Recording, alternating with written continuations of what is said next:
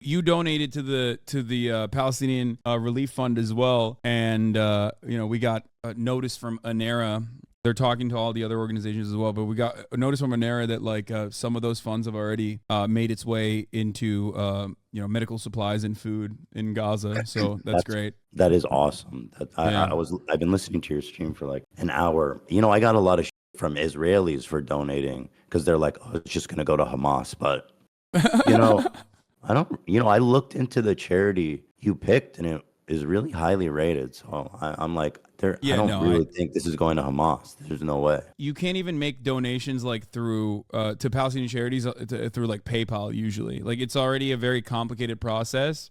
Yeah, and I mean, what choice do you have? They need help, so it's like you just pick the best option and hope that it gets there. But I'm glad it is getting there. Yeah. But yeah, these are also authorized. These are also authorized charities by the Israeli government too. Like you can't. Operate. That's great. There you go. Yeah. That's even better. You can't operate inside of Gaza without obviously Israel allowing you to operate inside of Gaza. So basically, I wanted to talk about specifically the one state versus two state solution. Mm-hmm. And my approach to this when talking about it is purely pragmatic, and I'm trying to be realistic. I think our goals are aligned in that we want peace, a lasting peace, a meaningful peace. I know it seems like impossibly far away, but I do think there are certain starting points that we need to come from and agree on before expanding out from there. And one of them is this issue. You don't believe in a two-state solution. I'm assuming I used to believe in a two-state solution. I was an advocate for a two-state solution, and I think like there are a lot of other people who also used to be two-state solutioners themselves that have changed their perspective dramatically over the course of the past couple of decades. Due to the settlements and the rapid expansion of settlements. I think Avi Shlaim is like another person that I can immediately call. He is a Iraqi Jew, famous Israeli scholar, part of the New Historians. First of all, I guess I'll say this. When talking about the two-state solution, I'll agree that there cannot be a meaningful negotiation here without like basically fully dismantling the settlements. And I would even be in favor of offering some kind of, restitution to the Palestinians that were evicted. That's a big ask, obviously. But I do believe that is the right thing to do in this agreement. We can start from there, right? Well, reparations is not only a moral right in this situation. I think it also is like logical to do, specifically so that there is like less tension and it's a more viable solution.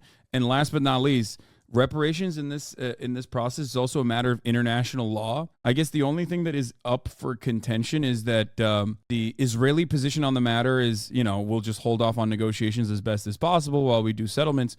But also simultaneously is the notion that like actually other Arab states should be giving reparations to the Palestinians as well. Like we shouldn't be bearing the burden of the reparations because it's their fault, because like their position is that the Nakba didn't happen and that, there was no ethnic displacement and that Palestinians voluntarily left. This is the Israeli government's broad position. Obviously, there's varying degrees. Yeah, obviously we would need a completely different cabinet as well, because the one right now is, I believe that Netanyahu and his cabinet are one side of the same coin with Hamas. They're both obstructionists and violent and lunatics. Starting with all that established, my question to you is this, and again, approaching this from a fully realistic perspective, what do you think would happen in the region that would result in Israel conceding to a one-state solution? Oh, that's a great question. I think one of the greatest things that could happen in a one-state solution is that you completely limit, obviously we're talking about like a hypothetical future that is like very far away, but you completely limit Iran's power and exertion of influence over militant factions that are being currently used as a destabilizing force against Israel. The other states are not all that important, with the only reason why I talk about Iran is because Iran is the only regional actor that is like genuinely anti-Israel. They see Israel as an expression of Western influence in the region, and of course they will use Like they have Hezbollah, another Iranian-backed movement that became a political party as well as a consequence of like Israeli incursion in Lebanon as well and the civil war. And these are all opportunities for Iran to push back by way of Syria, by way of Iraq, by way of Lebanon, by way of the Houthis in Yemen. They would not be able to utilize these militant factions if there was a permanent peace solution. So I guess I'll ask the question again because I'm not sure if it was answered directly. But what do you think could happen in the region that would result in a one-state solution? I think that the normalization agreements would continue with the Gulf nation states, and that Iran's influence over militant factions within Palestinian forces would wither away because there would be no necessity for their continued violent emancipatory efforts. And so you're saying that continued normalization of relationship between Israel and neighboring countries. Yeah, that was already, because a lot of the neighboring countries are already like they're basically American client states to begin with. Egypt being a great example of this. Like the Egyptian economy would not exist without America's like tremendous amount of help. Like we give Israel a lot of money. We talk about that all the time, but we give Egypt even more money than that, right? Like, so Egypt is a great example of this. The UAE and Saudi Arabia, again, regional actors that have their own personal interests in the matter, but like they're not interested in defending Palestinians by any means. Regardless, they are absolutely America's solid allies in the region too. So most of those countries are pretty much designed in a way, like if we're talking about Jordan, directly designed with European influence. Again, another country that's like a holdover state, basically. These are all countries that will go along with whatever America's interests are, as long as America can reinforce its hegemonic power in the region and genuinely is interested in developing a new relationship with other regional powers. What's your concern? Let me ask that, because I think that would be better to understand that. With like Syria, Lebanon, Iran, I believe that this idea that there would be full acceptance of Arab countries of the existence of Israel is pretty idealistic. Do you know what I mean?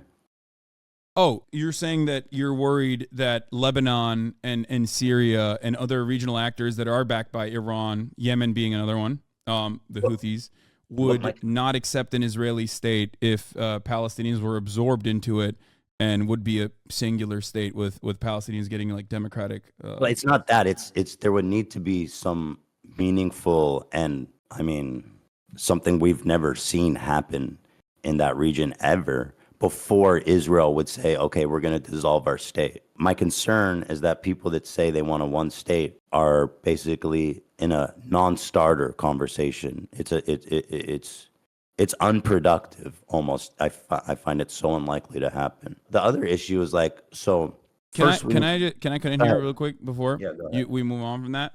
So there already is a one state. Like the way I see it, the actual legitimate reason as to why I don't believe in a two-state solution any longer is because there is a one state, right? And that one state is an apartheid state. It's a constant Israeli occupation in the West Bank and constant control over Gaza as well, which has been a demonstrable failure for Israeli security, obviously. You and I agree on that. But my solution basically, when I say I want a one state, is first and foremost a moral one, because I do want the end to the apartheid so that Palestinians can have recognition, it can continue a life of dignity, have autonomy, and participate in a secular democratic process. But the alternative is, the way I see it is like, is it a one state that is an apartheid, or is it a one state that doesn't have an apartheid? And you're saying it could still be the state of Israel. I don't care what it's called. I have no interest in discussing that. I care more about like human beings that live there. I guess, it's like this idea that of Israel normalizing relations with all of their neighbors is just like, when can that ever happen? Because if we're going to have a conversation like right now about the best path forward to peace for both groups, that just doesn't seem like. And then here's another aspect. If you were to basically remove the all the checkpoints and walls and barriers and blockades and all that stuff, and again, I'm not saying it's right or wrong. I'm just coming at it from a very pragmatic perspective. do you think there would be more or less violence against Israelis? Wait, I'm sorry. In a one state solution, do you think there's more or less violence against Israelis? Is that what you said? I mean, that's not exactly what I said, but it's I close think enough. I think the grand scheme of things, it would be less. Where am I coming from this? Why am I saying this? Well, because there are good examples of an apartheid state obviously no longer existing when we look at South Africa, as a matter of fact. But also on top of that, one thing I want to go back to, you said like Israel's allies or Israel's like regional enemies are they constitute a threat. Right. Well, they still currently constitute a threat. A one-state solution just eliminates like one internal faction that is an ever-present danger. And You're telling me if we were to lift the blockade and the wall around Gaza today, there wouldn't be more violence against Israelis?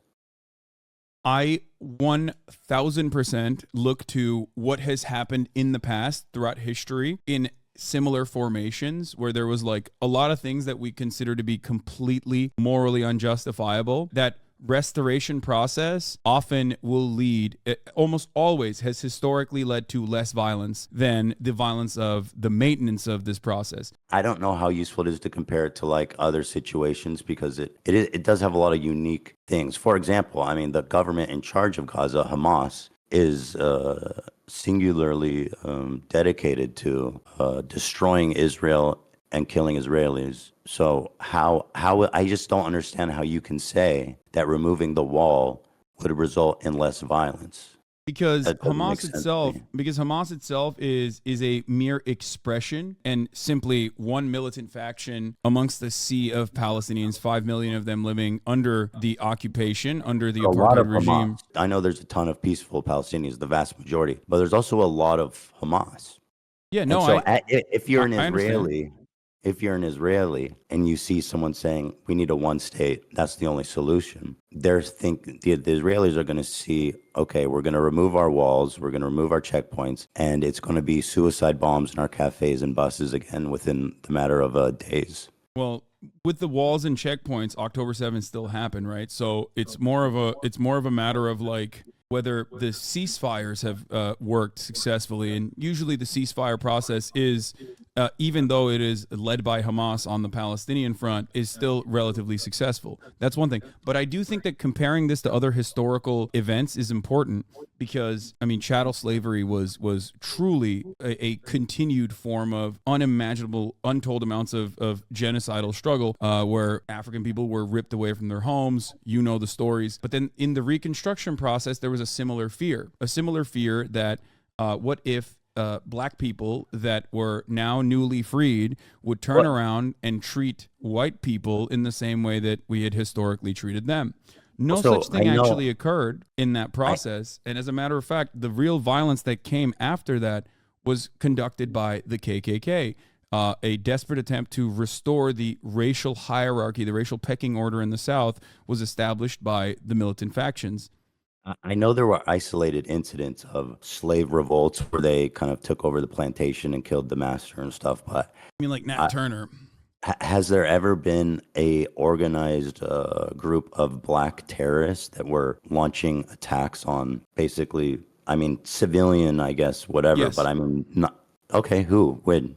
Well, I just gave you one example, but then also specifically in apartheid South Africa, the ANC in the beginning of the 60s under Nelson Mandela decided to take up violent means because they had tried and exhausted all peaceful options of civil disobedience. Originally, they chose to oppose the apartheid by engaging in mass actions and trying to get mass arrests to cripple and dismantle the carceral system in South Africa. So that didn't work. Thousands were arrested. Then there was another riot where police opened up live fire and killed 69 black protesters against the apartheid from the ANC. And then after that, there was a shift into more militant resistance against the apartheid. And the violence from the ANC, just like the violence from the IRA in the Troubles, was not only, it wasn't directly against I was asking about military American positions. slavery.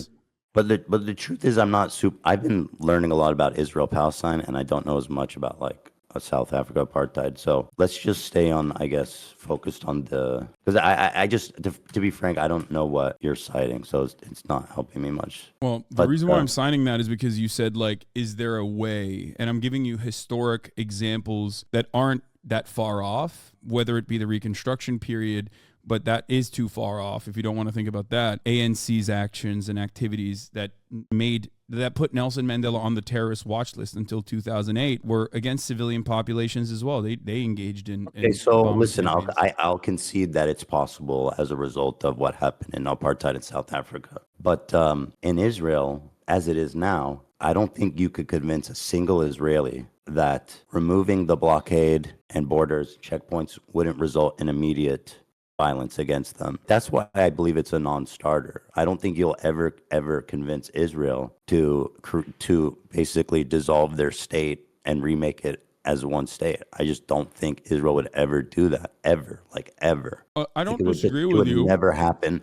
The only way that would happen is beside force, which is why I asked in the beginning, what could lead to Israel willingly dissolving its country and agreeing to create a one-state country, short of just annihilating massive amounts of Israelis in an all-out war? I don't see any other way to do it. No, the way to do that the enforcement mechanism would be international pressure, but most importantly, the number one most important party at play here, the United States of America. Now, the reason why I talked about the ANC or South African apartheid is because Israel and South Africa were allies in that same time frame, and they relied on one another quite effectively during the Cold War as well. And also, I personally believe that Israel saw what happened during the South African apartheid and vowed not to repeat those mistakes in order to continue being a ethno-state, a Jewish ethno-state, and maintain an apartheid structure in occupied territories. That's the reason why I think it's important to draw this parallel. And it's also important because that's how international pressure worked in that situation. It's a very successful and very recent example of an apartheid regime ending with international pressure, specifically with American sanctions. What's up? You think with international pressure, Israel would dissolve their country and create a one state? With international pressure, Israel would do anything that, not even international pressure, but just American pressure, Israel would do anything that America wants. I think it's important for you to understand that will never happen. And I say this not from a right or wrong perspective. I'm just saying this from pragmatically. I know Israelis. I've lived in Israel. That will never, ever, ever happen short of all-out war. They will never give up the country, ever. It will never. It's 0% chance. No, I understand that. I know that there isn't a willingness. Here's the counter. Here's the counter from South Africa. You could say in South Africa, the white population was only 10%, right? And even then, the majority, after long and continued pressure campaigns from the international community, actually moved in the direction of ending the apartheid themselves. That is actually a way to counter what I'm saying right now, right? You can just say, well, in South Africa, even the majority white population was on board with ending the apartheid for one reason or another, whereas in Israel, there's currently no appetite for this whatsoever. It is 73% Jews in Greater Israel. So there's a ton of Palestinians, in West Bank and Gaza and neighboring countries. Yes. But it is largely a Jewish state by quite a margin, which makes it, in my opinion, uncomparable. It's not apples, it's not apples to apples with apartheid South Africa. What do you mean by that? Well, as you said, the white population was 10%, right? Oh, yeah. The white population was much smaller. And this is what Noam Chomsky refers to as Israel's labor problems being fixed in the aftermath of the first Intifada. Israel relied on, obviously, the Arab population to do the labor in many cases, like cheaper labor. And after the first Intifada was fought with strikes and stone throwing and the like, Israel moved in a different direction. That's why there's a new population of a labor force that is often imported in, whether it's Sudanese refugees or whether it's Thai workers that are able to work like a cheap labor force that isn't. I feel like you're not understanding or not understanding. I don't mean to say it in a condescending way. I don't mean like that. I just mean like you're not engaging with this idea that Israel will never give up its state short of all-out war and violence. It's not about Israel giving up its state. It's about Israel dissolving the apartheid structure and allowing Palestinians to also be a part of its democratic process. So then that's what and I go do back understand to. that there is an appetite. I do understand that there is no appetite in Israel whatsoever from the 73% Jewish population especially in doing such a thing. I totally get that. There's two considerations here, or three actually. One is the moral one. I think you and I both agree that is like that would be a good thing, right? Ending the apartheid would be a good thing. The second consideration is a matter of international law, and the last one is obviously what this would look like in practice. So when I talk about the morality of the situation, I think you and I are both in agreement. But when we're talking about it in a practical application, you have concerns, but concerns that revolve around Israel not wanting to do this and fighting against it tooth and nail, right? They will literally, it will never happen. I completely understand what you're saying. I agree that as it stands currently, that the Israeli government would refuse to do this. The Israeli population would not be receptive. Everybody. Yeah, the Israeli population would not be receptive to it. Ultimately, it still doesn't change the reality that this would be an ethno-state, and there's pressure campaigns that could work from the international community that could sway the Israeli. I don't think, dude, you can. It doesn't matter whatever sanctions you can dream of. You're not gonna convince Israel to dissolve their borders. You have to and again, I'm not justifying. I'm not defending anyone. I'm only speaking pragmatically about where do we start talking about this conversation of peace. Another thing you have to understand is that a ton of the Israeli population are people who escaped the Holocaust. And when they came down there, they bring generations of paranoia and persecution. And so there is, I believe, a widespread belief held by nearly every Israeli that if the borders would dissolve, if the borders would come down, there would be a massive genocide against Jews, and that they believe that.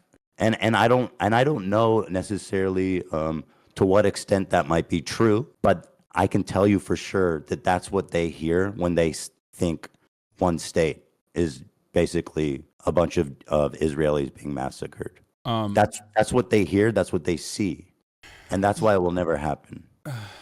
Okay, so the paranoia that people have, or Holocaust survivors have especially, is, I guess, important for the practical application of the matter. But I'll give you an example of the government moving in a direction that the people actually don't want the government to move in at the behest of the United States, or even sometimes moving in the direction that people don't want it to move in, but then still engaging in it. Like the rapid settlement expansion is something that is often contentious and has been very contentious throughout time. Government doesn't really factor into considerations like what the broader liberal Israeli society thinks about the matter. They just keep building the fucking settlements and populating these areas, right? And the opposite has happened as well. In a time when, according to the Israeli Democratic Institute polling, I believe 80% of the Israeli Jewish population believes that there's no need to consider Palestinian lives in the last siege in Gaza. The government has taken steps that some people would find to be inappropriate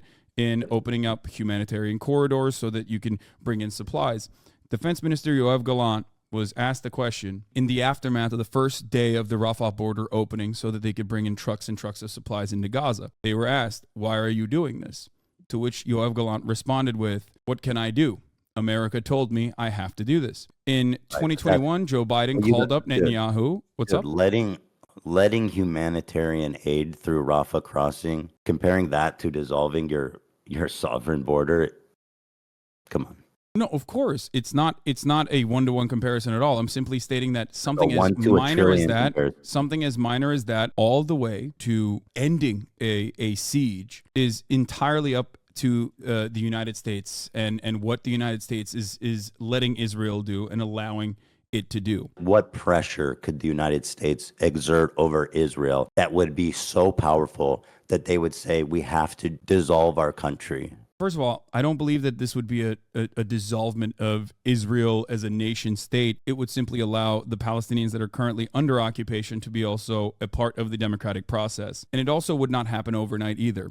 But if you're asking me the question, it's sanctions. It's the shutting off the money faucet. It's shutting off bombs. I mean, we were just looking at it. You said you were watching the stream earlier, so you probably saw this already. But like, we shipped 2 different mobile Iron Dome trucks into Israel. We are consistently shipping in Mark 84 rockets into Israel so that they can directly use this on the offensive, by the way. Like, this is not even a defensive weapon that they have. This is specifically so they can engage in offensive posturing in the Gaza Strip. So without America's involvement, Israel would not be able to behave in the ways that it has so far. America could just as easily tomorrow, with one phone call, call Bibi Netanyahu and say, enough, cut it out, you're done. Joe Biden has done this in 2021. Even Ronald Reagan has done this in the past. George W. Bush has done this, or George H.W. Bush, sorry. Your statement is that if America stops selling Israel bombs and arms, then they will, I say dissolve the country because, again, that's how the people in Israel are going to view this. It won't be the same place, for them. And to them, their security is paramount. We're not selling the weapons, we're just giving them weapons. Okay, so you don't think that Israel could get bombs from other places? Certainly, but Israel is our ally, and Israel relies a tremendous amount on U.S. aid, right? To the tune of $4 billion, but also Israel engages in a lot of trade. For example, in 2013, Israel was offering weapon schematics, U.S. weapons to China. America stopped that, right? So like, Israel does have global partnerships, but many of those global partnerships are still almost entirely managed by the United States. So the way I see Israel is not necessarily like an independent nation state, but simply an American state, a very important state too, like not like fucking Montana, like an actual American state that Americans care about, more like New York. We love the people from Montana. We kid them, but we love them. But so for that reason, America has complete control over Israel's trade relationships. There are obviously times when, some Israeli actions will over leverage or overextend itself that like Americans will get mad at, but ultimately they're still fine with it. Like Pegasus. Are you familiar with Pegasus is? Yeah, of course. And Israel, and I'm sure there's lots of other countries that would happily love to use that in exchange for any fucking thing that Israel wanted, if there was to be their ties to be severed. Yeah, so like America has been very critical of the Pegasus software, right? Like, because it's so invasive, the surveillance technology, and yet America also uses Pegasus. So like, it's almost always this like, hey guys, don't do that, and like finger wagging publicly while simultaneously helping Israel continue doing whatever it's doing, because it's beneficial to us. America's influence over Israel is great, but I think it's absolute. I mean, Israel was fighting to defend itself before America gave a fuck about the region. So I genuinely think that it will never happen. Even if America was like, I'm cutting your aid, this relationship is over unless you open the borders and create this new state. I think before America, it was the British. Before America, I think it was the British. And after the British were gone, after the Palestinian Mandate, and the British said, fuck this, I don't want to deal with this shit. The Jews were fighting to defend themselves and their new place in that area from the very beginning, with no help from anybody. That's not true. They were shipping in weapons. Even under British occupation, they were still shipping in weapons illicitly. After British occupation, I'm talking about like 1948. Who was supporting Israel in 1948? So the Haganah, Irgun, and Lehi brigades that were at that point almost always considered like a standing army during the Nakba, were fighting against predominantly villagers with like that had been disarmed by the British.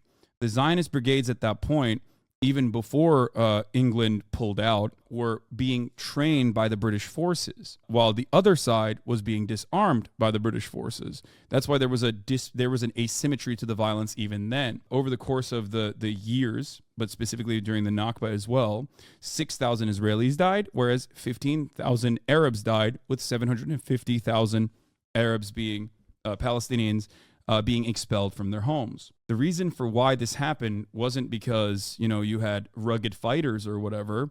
I mean, they were great fighters too, but it was also because it was a broadly civilian population that was being slaughtered, and by a militia force that was trained, had weapons, had even a plane, had armored personnel carriers, whatever it looked like back then, and had much better weapons as well. So, I mean, listen, this stuff is just not comparable. I mean, if you look at the United States during 1948, there was an arms embargo during the time. yeah, and they sent in illicit weapons into Israel regardless. That's what I was talking about. They got it from France, and they got it from many other areas.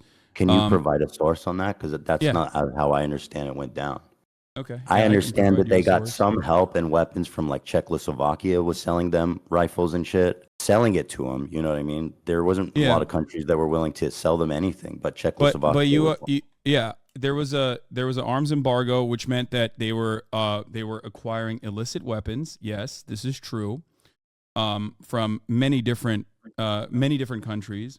However, beyond that, they also had access to British arms as well. That's why they had like armored personnel carriers, tanks. I mean, the Egyptian army was considered one of the best at the time of that war. Well, not necessarily, it seems, but Why? Because they lost, but they were. I mean, they were considered one of the best armies in the world, which is why the war was so thought to be like, oh, this is going to be an easy dub for the Arab countries. I do not think that they were a really good standing army at all. I think that Based on what? the overarching. I don't know if you're talking about 1948 or if you're talking about 1967. 48. I'm talking about 1948 war. I think there is a little bit of confusion with what you're saying, because what you're describing sounds like 1967, because in 1948, like the Egyptian army that you're referencing in 1948 is not like a serious one. No, I'm talking about 1948. I think Egypt was considered like a military power, especially in the region, and a fairly well trained army. But I think we're kind of, to go back to the original point. So I don't want to drift too far off topic here. Is that Israel, if it has to, will definitely go its own way before dissolve its borders. I really want people to understand how impossible, how that will never, ever, ever happen. And again, not defending them. I'm not justifying anything. I'm just speaking pragmatically. You have a people who are coming from this systemic genocide, coming and getting their own borders here, right or wrong. Again, just being pragmatic. They have a massive, well-trained standing army of the whole country. They have nuclear bombs. They're fucking crazy, dude. They will, and they do believe that dissolving the borders would be a second genocide. They believe that, all of them, almost all of them, I'd say. And so you have to reckon with this reality that with the one state, it's impossible. I understand it, and that's why I said it's not going to happen overnight. It's not like, all right, everybody, like, it's a one state now. Like, that's not how this works, right? But a international commitment in the exact opposite direction has to happen, and it has not happened thus far. Well, then a good question even then is like, do you ever even think that's possible before we can even get to the idea that we need to exert pressure on Israel from foreign forces? I think that there's a reason why there is a steady flow of propaganda into the Western world that the Israel Foreign Ministry cares about a lot, because they want to maintain a posture that is broadly supported by the Western world. And I think that dam has been breaking since 2021, once like B'Tselem, Amnesty International, Human Rights Watch also all officially declared Israel to be an apartheid state. In my opinion, it was, decades late. But yes, over time, as the brutality of this regime continues to get worse and worse, more and more people will, in my opinion, keep continuously protesting Israel's actions and will push to get Western leadership to pull support away and ultimately even move in the direction of sanctions. This kind what of kind of timeline are we thinking here? I'm not in terms- entirely. I don't know. I don't know how long this will take, but I won't stop 'Cause I fighting prefer for it doesn't go on that long. It sounds like that's a really long plan. I mean, the inverse of this is also a really long plan, and the really long plan revolves around Israel continuing to like slowly but surely engage in pogroms in the West Bank, turn a blind eye to it, or directly arm the settlers like Itamar Ben-Gvir has been doing, and continue to push Palestinians in the West Bank further and further away, with the ultimate goal of maintaining an ethnic cleansing and ethnic displacement campaign in parts of Gaza, maybe even annex further and further, because like everybody fully understands that there's no way to like eradicate not just Hamas, but just like a means of violent resistance against an apartheid, right? So if it's not Hamas, then it's Hamas too, right? Hamas in and of itself was not a real entity that was even remotely popular in its formation, moving away from a charity group, an Islamic charity group that like literally was getting funding from Israel as well, to an actual militant group in 1988, to one that switched over to start using suicide bombs on civilian targets in the aftermath of 1994. The one thing I learned about Hamas, because it's easy to look at Israel and look at all the obstructionists to peace. I mean, Rabin, I think it was Rabin that was executed, right? By a fucking psychotic. And they were so close. They were so close to peace. But Hamas actually rose to prominence in opposition to the PLO peace talks. That is why they came out, is literally to derail the peace talks. So and they went out. You're right. You're absolutely right about that. They went out and they started suicide bombing cafes and buses on a weekly basis, a daily basis. And they were successful, frankly. So Hamas, from their inception, has their singular goal is to not have peace, but to basically, there's no compromise for them. It's only kill everybody there, remove them all. You know what I mean? So let me explain this to you. This is actually, we are very close to having the exact same understanding of the situation. The reason why I brought up Hamas and its founding charter in 1988, which is like expel all the Jews, like kill all the Jews, or whatever the fuck they said, like the radical violent shit that they said in their founding charter, is because Hamas, out of all of the militant factions that some were violently resisting against the Israeli occupation, some of which were actually interested in a peaceful solution, like the one that you just mentioned with Yitzhak Rabin, the PLO, Yasser Arafat, the official recognition that that there was peace negotiations that would finally feature Palestinian voices at the table, changed a lot of Palestinians' minds on the issue. So Oslo in and of itself was already a non-starter agreement, in my opinion. A lot of Palestinians felt like that was fucked up. Like the conditions that were offered in Oslo were completely inconsiderate to the needs and demands that Palestinians were making.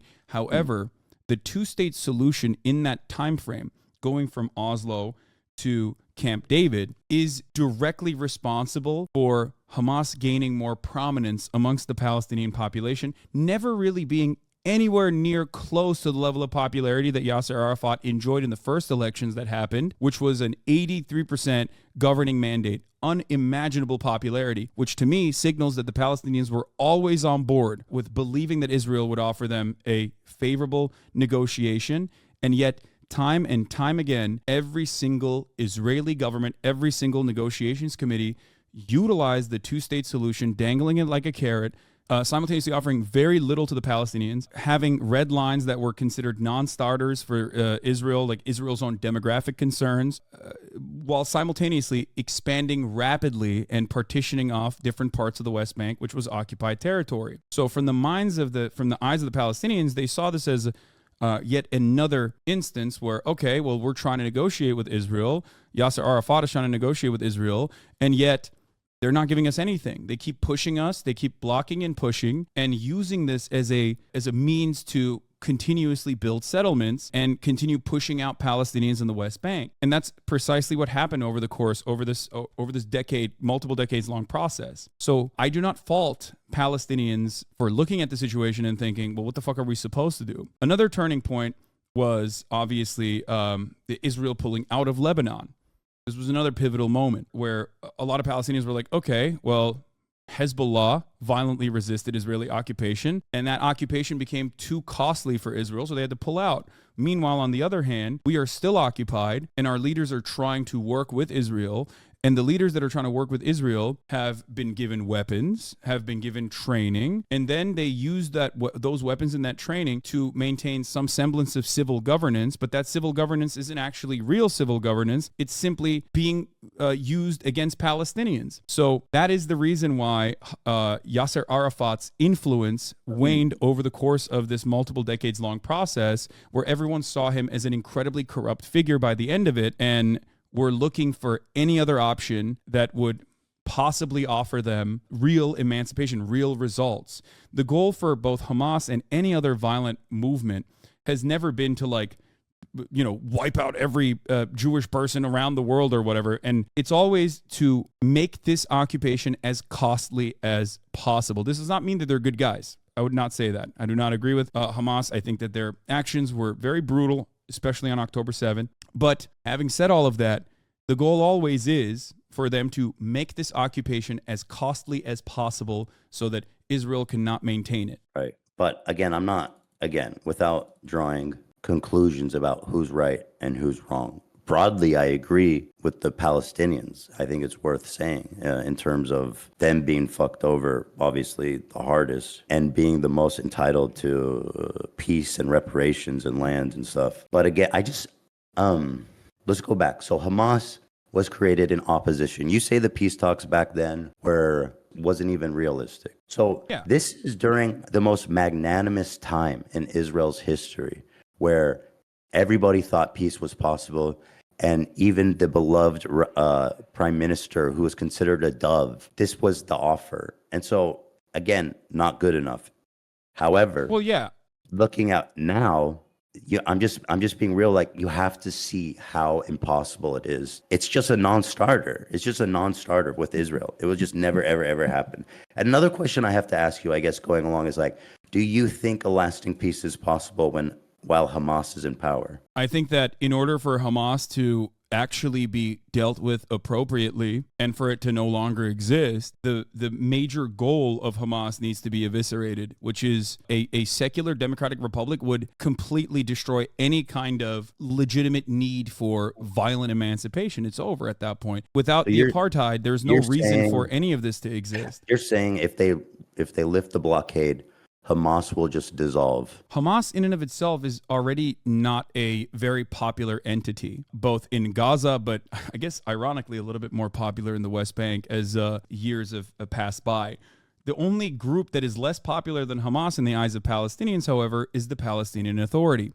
To me, this is Israel's arrogance, the way that the Israeli governments under Netanyahu and under even more peaceful, supposedly more dovish leadership like even Ehud Barak, the Palestinian Authority has always been used as a part of the Israeli security apparatus. The Palestinian Authority collaborates with the Israeli government. They actually give up resistance members. They literally give up random Palestinians to the Israeli government so they can be unlawfully detained. This, of course, has created in the minds of Palestinians a anger towards the one group that is supposed to be collaborating with Israel. Israel had every opportunity throughout this time frame to show that the secular Fatah party was actually not simply a cutout that is simply there to oppress Palestinians, but with a Palestinian face, but instead offered genuine security assurances, genuine security commitments, and a good faith interest in not continuously expanding in the West Bank. But they didn't do that. They did the exact opposite, dangling the two-state solution as a carrot, while simultaneously continuing on with their expansive policies in the West Bank. I don't believe you answered the question. Do you think a lasting peace is possible while Hamas is in power? Hamas will not be in power if there is lasting peace. That's my point. Okay. So you're saying, well, no. The lasting peace doesn't come first. First, you have to deal with Hamas.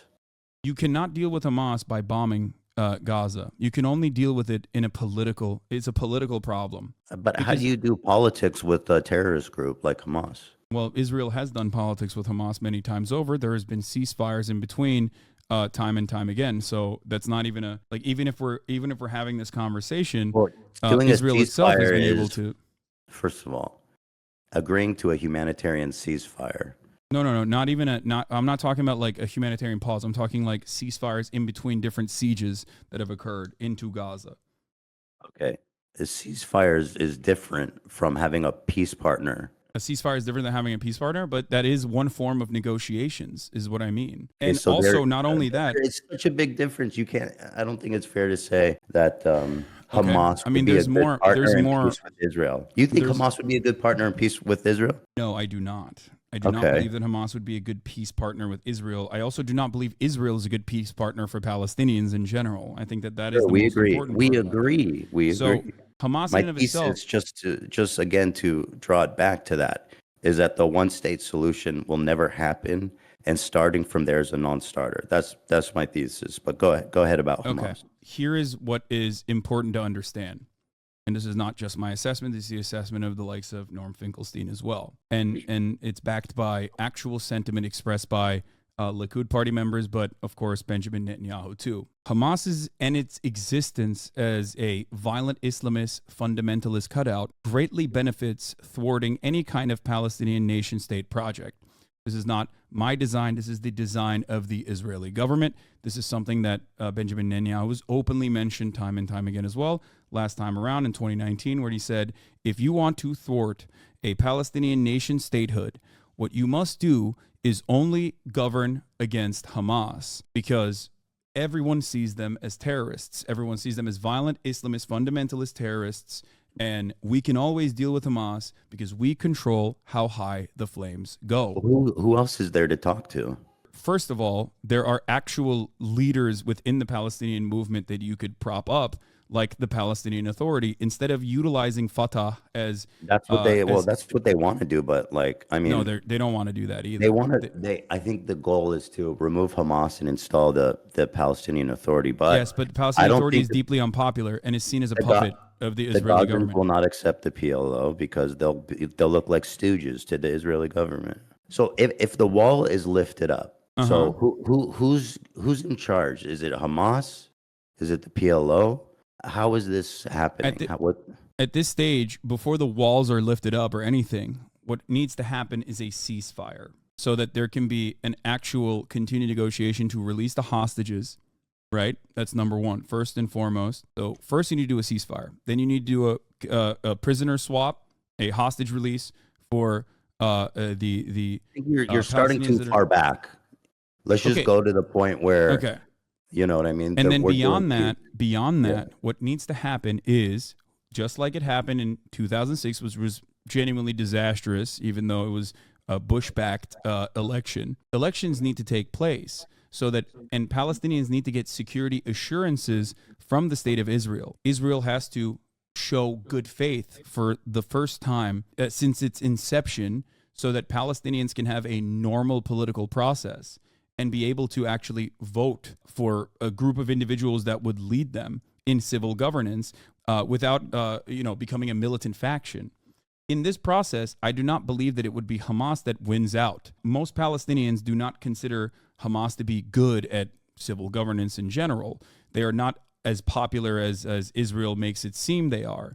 They're simply the only option the Palestinians seemingly have in retaliating violently against Israel in times when Israel violates the ceasefire protocols by doing a steady maintenance of the apartheid structure that it maintains. Anytime Sheikh Jarrah is raided, anytime Al-Aqsa is raided every year, anytime there's a Flag Day protest that occurs in Jerusalem, like these are all incredibly violent expressions of the apartheid regime deliberately turning around and stoking the fires in the West Bank against people that have no legal recourse, against people that are led under military mandate. I agree with everything you're saying, but to go back to go back to the original point, don't you think it's more likely? Like, I think this is infinitely more likely, even though it's very difficult, especially now. But to remove all the settlements, just fuck all of them off, those scumbag freaks.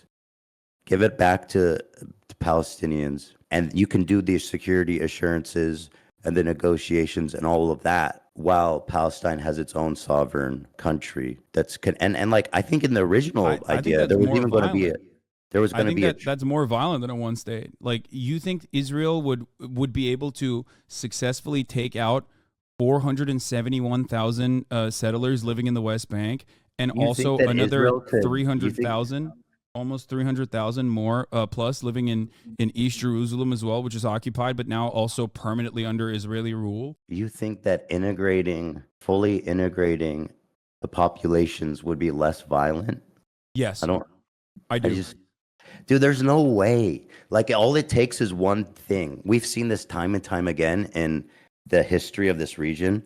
Like, it just takes one thing of like a bunch of psychotic Jewish fundamentalists going and doing horrible fucking acts, and then the Palestinians respond by doing horrific acts, and then you got to all out. It takes so little to create all out war. I It's so agree. little, dude. I, So I little. agree, which is why there needs to be an international presence and a steady pressure to ensure that that there is political pressure applied on specifically the Israeli side to ensure that there's a lasting peace process. This has happened time and time again. It happened in the dissolution of the apartheid state. It happened with the Good Friday Agreement that ended the troubles, and it always will happen, because I believe that no matter how much we fight, I think peaceful solutions are our natural state. We want to fucking coexist with one another. And the example I always use is when you look at Europe, right? Which is a borderless utopia now.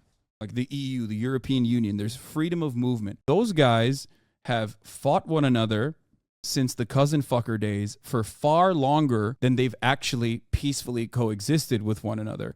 And now it seems impossible to think of a time when these guys would, kill one another for 100 years. I mean, World War II happened not that long ago. The Holocaust happened not that long ago. And now when you think about it, Germany can peacefully coexist with all of the other surrounding countries. So is that the timeline we're on, like 100 years or something? it would take multiple decades, but it's not like, I mean, it happened almost instantaneously after World War II. When you look at like civil governance in Germany, it was almost instant. You mean after a horrific world war where like tens of millions of people died and countries were forever changed and traumatized, then they were able to create a lasting peace? Yes. And that And does so, not and happen. so That what's does the not need to parallel? happen. Okay. No, I'm And saying so even in a situation like that, you what's can the find parallel peace. to the Middle East? Even in a situation like that where millions died, right? Millions, tens of millions died, you can still find lasting peace almost overnight. And that What is I'm precisely saying, bro, what I'm what I'm saying is that it's perfectly reasonable to assume, as long as there is international pressure and that there is accountability and control, and a committee designed specifically to dish out punishments for war criminals on both sides, according to the International Criminal Court, when there's a Truth and Reconciliation Committee in a similar capacity to the aftermath of World War II, and there's reparations afforded and a right to return to Palestinians, there will be no need for violence. This has happened in the past, and it can happen again. It seems unlikely because we're very conditioned to thinking like, oh, what is going on right in front of my eyes is exactly how things have been in my lifetime, and it can never change. Except it absolutely has changed, and it absolutely can change, and it will change. And that's why I use other historic examples like I mentioned, Ireland or the ANC and apartheid South Africa. These happen in our lifetimes. If you look at peace in Europe, I think this was possible from rising from the ashes of a ruined continent where unspeakable horrors that people didn't even think were possible occurred, capped off with a nuclear bomb. And by the way, Europe, the characterization of Europe as a utopia is interesting. But I want to say this. You saying sanctions against America or sanctions against Israel, you think would influence Israel to drop their borders. How have sanctions against Russia been going? Thank you for saying that. Russia is a foreign adversary that has always positioned itself with the full knowledge that support from America, or support or a trade relationship with America is always on an uneven footing. So Russia, as an economic power, has never had to rely on America being able to meddle in their affairs in any meaningful capacity. Sanctions against our enemies, our foreign adversaries, oftentimes do not work. As a matter of fact, it's a means to galvanize the existing regime and its brutality. It doesn't work against Iran. It doesn't work against Israel Russia. Israel can forge the same alliances. No, you it think can't. China and Russia and North Korea and whoever the fuck else gives a fuck? You know what I mean? No, it can't. I don't think so. It can and it would. I don't think so. Okay. Especially because like the quality, look at the quality of life in like a North Korea, for example. If you're permanently isolated from the rest of the Western world, right? It's not something that Israelis that are used to like a relatively comfortable existence, especially like one that with such close association to the Western world, would ever be on board with. Dude, Israel is extremely resourceful. They've proven that from their inception. There's no way they will ever drop the border of their sovereignty. It will never ever happen. I understand everything you're saying, and I think what you're saying is interesting about like potentially over a long span of time strengthening diplomatic ties with the neighboring countries and stuff. I guess it's possible, in like 50 or 60 years that the landscape could be so vastly different than it is now that maybe if I were to be there and see it then, I could be like, okay, maybe this can work. But as of right now, looking at the situation, I can tell you, as someone who's lived in Israel, as someone who knows tons of Israelis, it will never happen. The Jews, they said, they came out of Europe and they said never again. I know a lot of people find it ironic because of what they're doing to Palestinians. I'm not defending them, but they believe that. They went to Israel and they hold on, and they said never again. And they fucking made nuclear bombs and they made a big ass army and they fucking believe that shit. Trust me on that. Do you know what I mean? Yeah, no, I do trust you. I hear it. I see it. I know. You cannot maintain a apartheid regime without like a steady flow of constantly reinforcing that through propaganda. A steady flow of propaganda is a necessity. That's precisely the reason why a lot of these positions are learned and reaffirmed time and time again. And I completely understand that. You can never maintain an apartheid state forever. It just doesn't happen. I want to emphasize I'm not moralizing anything I'm talking about. I'm just from pragmatics. In 1981, America was giving Israel almost 10% of its economy. Mm-hmm. Okay. In 2020, the current aid they're getting is about $4 billion. Is that right? It's more than that, but I mean, the military aid alone is $4 billion. Yes. Okay. That's 1% of their economy. Yeah. That's 1% of the economy is massive, especially when you're thinking not about enough for them to fucking remove their borders. Not even close. No, 1% of the economy is huge, Ethan. So 1% Think about it this way. Okay. The UAW strike the UAW strike on the big three was slated to eat away at, I think like 5% of all of the states. Like that would have been devastating. It would cause economic collapse. And sanctions don't mean just like the direct aid. Sanctions don't necessarily just mean like all the weapons that we're giving to Israel. It also means like stopping companies from working with Israel as well. Like this is how sanctions operate. I feel like, in a sense, Israel's become, they really, with the amount of tech and like inventions and IP shit they have, I feel like it would be really hard for a lot of companies to sever those ties. And Pegasus is just one good example of it.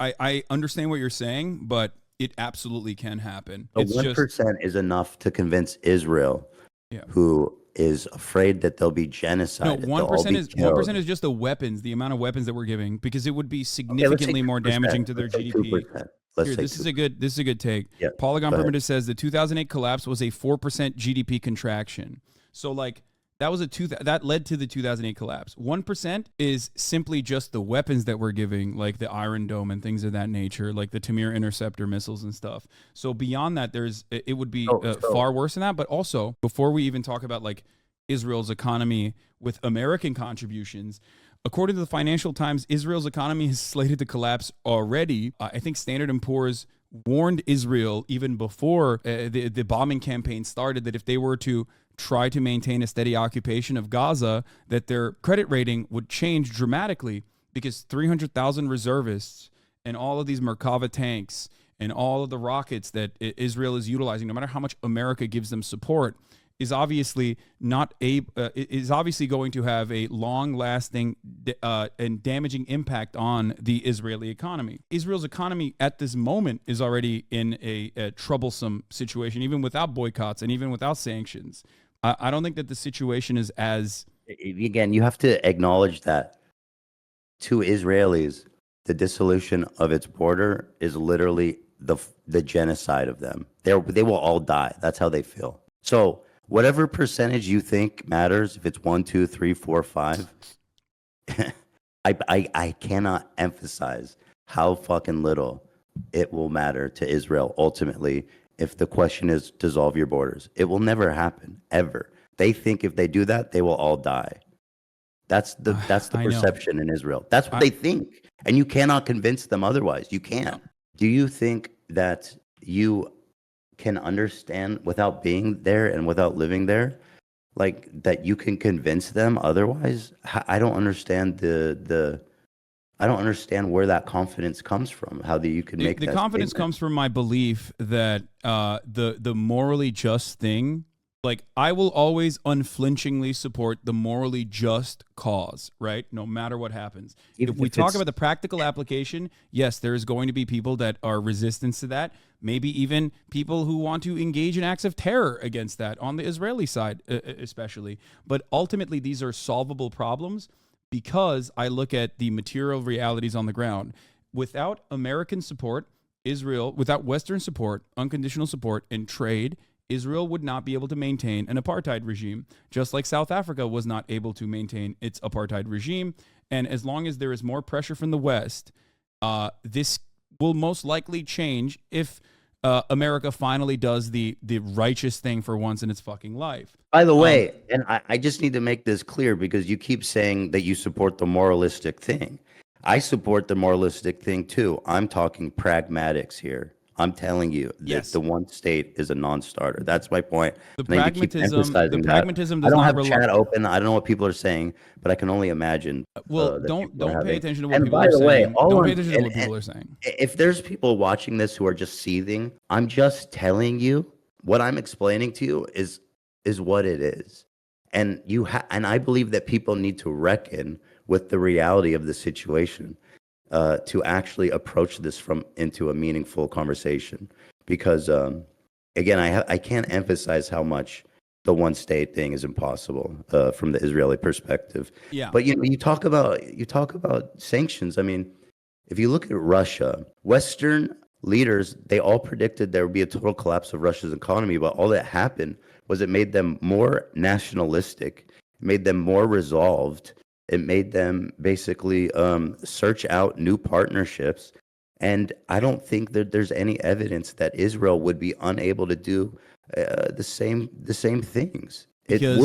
Because the only times where a sanctions regime doesn't need America. The only times a sanctions regime has ever worked is if it's threatening our allies. That's it. We can actually sanction our allies. We cannot sanction our enemies in a way that stops them from finding a way to continue surviving with the same quality of life.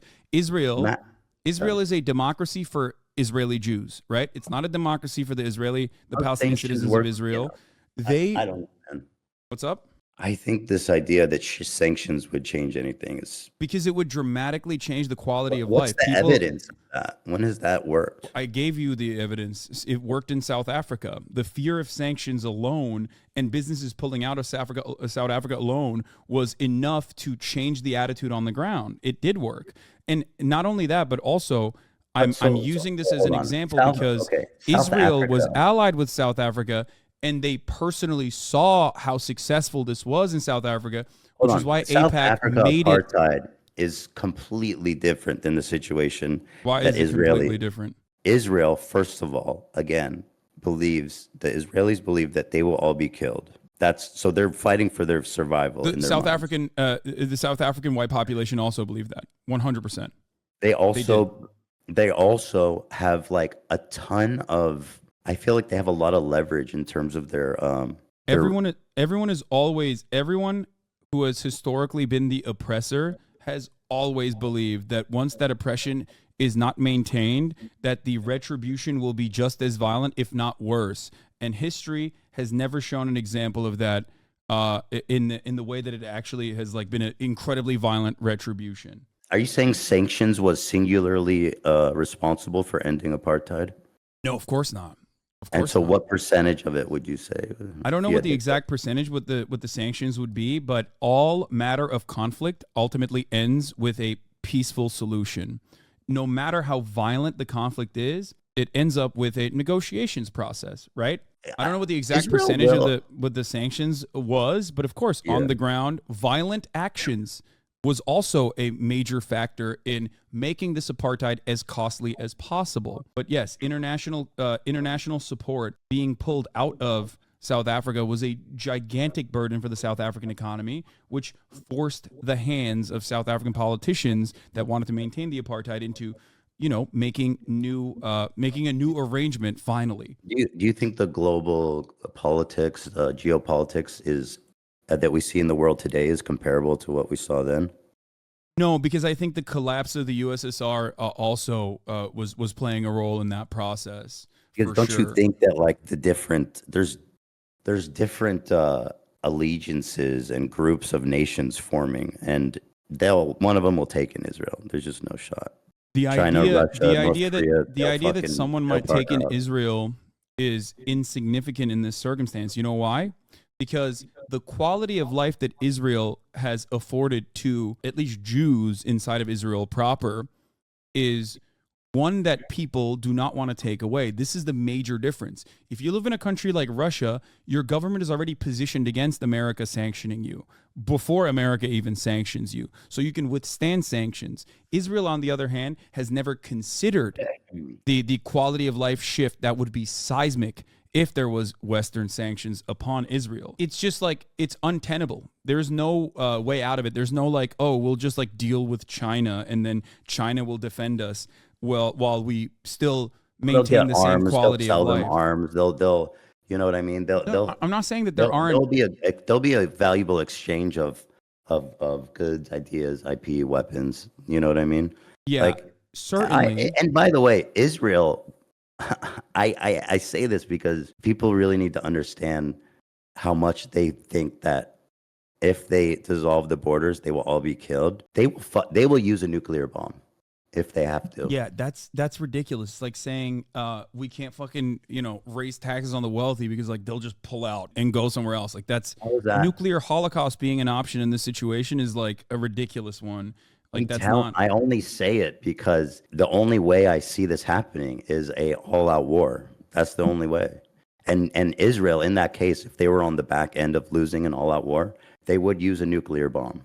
By the way, as far as the apartheid regime goes, I believe Israel was one of the countries that actually continued to support South Africa through the embargo. I know that they had a but it joint. didn't work. It didn't work, right? Like at the end of the day, defending Israel.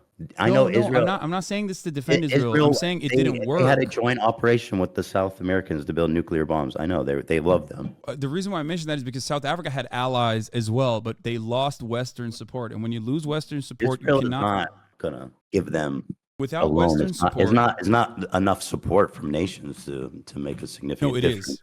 It 100% is. If you are maintaining pressure on an ally, their economy will crumble so fucking fast that they will never ever be able to withstand it in the same way that a foreign adversary can. A foreign adversary can greatly diminish their quality of life because their quality of life is already not up to standard if you compare it to like Israel and the many benefits that Israeli citizens have and enjoy. That is a genuine political problem. That is a major political problem, which is why people will say sanctions only work on allies. They don't work on foreign adversaries. The Israeli population would not, in a million years, take a massive seismic shift in their quality of life A lot of people would fucking probably straight up leave. They would. That's You what don't I mean. understand. No. They would. They would take the seismic shift. They would. That's the thing that you don't understand. They would.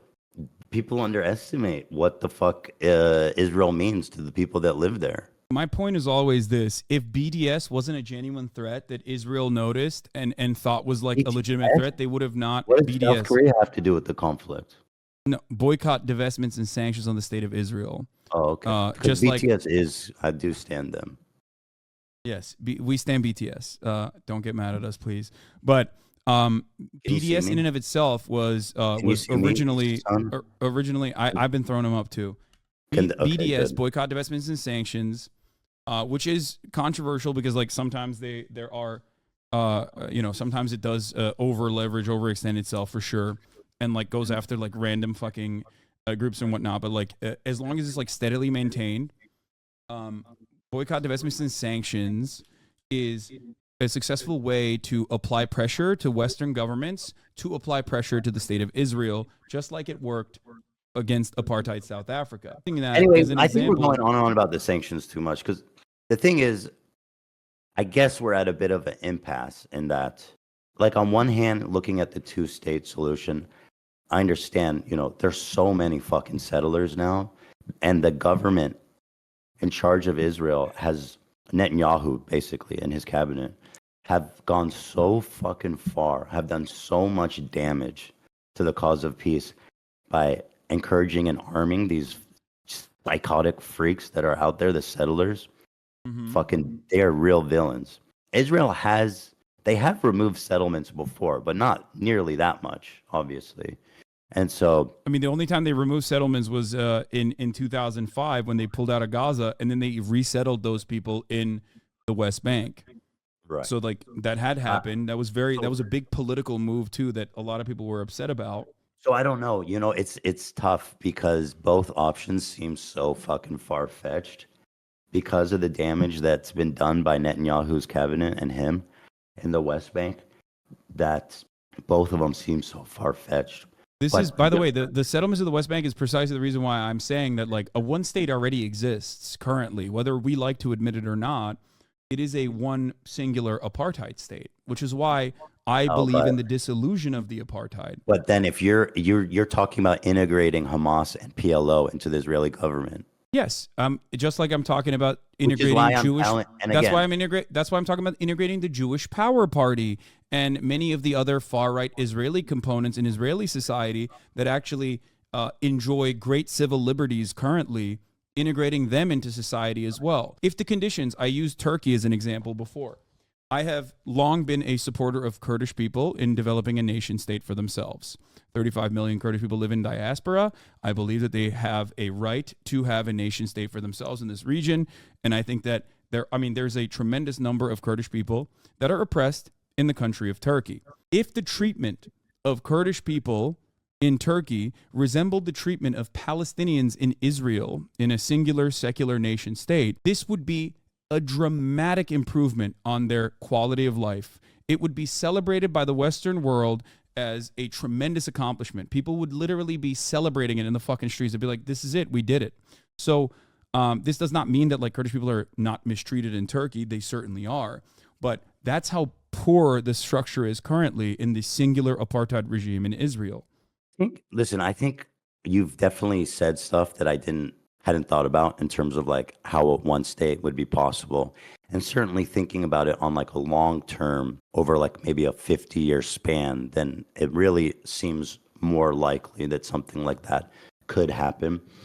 But I don't think that people who discuss this, I don't know what's the right word because I know it's so sensitive with like leftists and liberal and all this shit. Like, so I don't like fucking saying all that shit. But people who are, and I don't even want to say pro-Palestinian activists either, because I mean, I can say that maybe. Can I say pro-Palestinian? Because I feel that I advocate for the Palestinian people too. But my perspective is just that I don't think the people who talk about this understand how far Israel will go to make sure that that never happens. I do. I oftentimes don't want to showcase like the full-blown Israeli perspective on this matter in an effort to save face, because I understand precisely how how dangerous and how violent the rhetoric actually is, and how right-wing the rhetoric actually is. Just like in the United States of America, if you look back at like I don't know, the sentiment expressed towards black people in the civil rights movement, yeah, there is a steady flow of misinformation and anger that builds up and resentment that builds up on the side that is the party in power, that has to exist so that you can maintain the structures of inequality. This has historically always been the case. And yet, when all is said and done, we have the capacity to adapt. And no matter how violent the perspectives of Israelis might be, and there is still always going to be a way to prove to every single person that the best permanent security solution is one that revolves around offering Palestinians a life of dignity. And discounts the two-state solution. People do too. understand that. It's just getting there is the fucking problem, you know. Obviously. No, I get that. I mean, I I understand think it's funny when people go. I see this clip going around the internet all the time where they go like, Israel versus Palestine. It's not complicated. It's super simple. And I've seen you say it. You say apartheid. Is it good? Yes or no? Obviously, no. And that's not the hard part about this conflict. Everybody can easily tell you apartheid is bad. The hard part of this conflict is deciding what the fuck to do about it. And in that regard, it is extremely complicated. Yes. Here's the thing, though. I think that you are surrounded by people who are very like-minded in many respects. So you don't see the other side of the conversation, because a lot of people do say that Israel's not an apartheid, and it is actually very complicated. That they're not talking about the solution. Hold on. What side is it you're saying I'm not exposed to, or which side am I overly? I think you're talking to like-minded people like myself, more so than I guess like people who you're talking to people who already have like established that Israel's an apartheid state, because the overwhelming majority do not consider it that. I agree, and that's why it's important to frame these kinds of conversations, because I understand that the rhetoric, mainstream rhetoric in Israel and in America, is way, way, way to the right of where we're talking now. So I understand that. Some people might look at this conversation and say that like you're missing the point. I know that. I'm trying to engage in a good faith discussion. I don't need to acknowledge people that are like, oh, we need to kill all the fucking Gazans. Like, obviously, that's insane. You know what I mean? But that's not even what we're saying. Like, there are plenty of people who are like, oh, man, I really sure feel bad about the Gazans. But also, like, Israel has security concerns, so they have to eradicate Hamas. I hear varying degrees of this kind of sentiment expressed from, a diverse group of people. And ultimately, a lot of this still revolves around, like, I hate Netanyahu, but we have to keep letting him do what he's doing, even though Netanyahu and what he has done so far in Gaza is simply a continuation of the multiple decades of arrogance on behalf of Israeli politics, assuming that like this apartheid regime can be maintained without any severe violent repercussions, not even listening to its own internal security forces like Shin Bet. These guys are not fucking woke, obviously. They're, their job is, Shin Bet, their job is to literally defend Israel's internal security. Like when you have former leaders and also current existing Shin Bet members tell the Netanyahu government, hey, stop fucking over people in the West Bank, because this is going to cause a major collapse. This is becoming a security issue, to which the Netanyahu government responds with, you're fucking woke, shut the fuck up. The deep state has infiltrated Shin Bet. We're not going to listen to you. When you have, former Israeli leaders saying that like this regime is far too brutal at this point to continue without any severe repercussions, and you have 76% of the population saying we want to fucking fire Netanyahu, we want Netanyahu to leave, while simultaneously supporting his actions in Gaza, there's this mismatch here. There's this disconnect. People want some kind of retribution, and that's understandable, a violent retribution, and yet they don't recognize that violent retribution is what causes more violence down the line.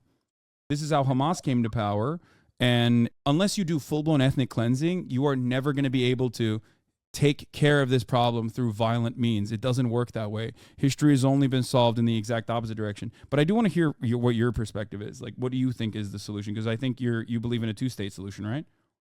In terms of what's pragmatic, yeah. So, and again, I don't know how pragmatic it is, because even saying it seems so fucking crazy, because like you said, but I think it is I don't know. I don't know if it's possible. But just from my perspective, which is that the dissolution of the borders will never ever happen, is that I think that obviously I think removing the settlers from the West Bank, that's obviously the biggest problem. Like, I don't know how you're going to do that. So how do you think you can remove 750,000 people living in occupied territory right now, whether it be both East Jerusalem, which is very densely populated, but also within the West Bank, where there is 451,000 people living there? Oh, I don't know. I mean, you could do it by force, or you could just say you guys are on your own now. Like, this isn't our territory. Yeah, but don't you think that would be incredibly violent? Like, It to would the be, people it would that be live horrible. there? And there's also no reason for them to do that, because I don't think that that's what Israel wants. I think what Israel wants historically, or at least what it's shown me and others, Israeli scholars themselves who have changed their perspective from a two-state solution to a single-state solution as well, is that we're just going to keep dangling the peace negotiations in an effort to slowly but surely push out Palestinians from their own ancestral homes, as we did You both want me in to the answer the Nakba question? and what's up? Do you want me to answer the question you asked? Yeah. So, I believe that that's the biggest problem, but removing them and lifting the barriers of, lifting the walls, creating a Palestinian state, there'd probably need to be. I know in 1948 there was talks about a train that connected Gaza and the West Bank, or something like that. Or, but I don't know. Maybe there'd be some concessions of land there to make it continuous. And also, I would be in favor of some kind of reparations too. Now, again, that seems far fetched. It does seem far fetched. I give it. It's granted, but like, it's so hard. It's equally hard for me to. It's harder for me actually to imagine Israel ever conceding. Do you think So Israel it would sounded- concede to a two-state solution then? I mean,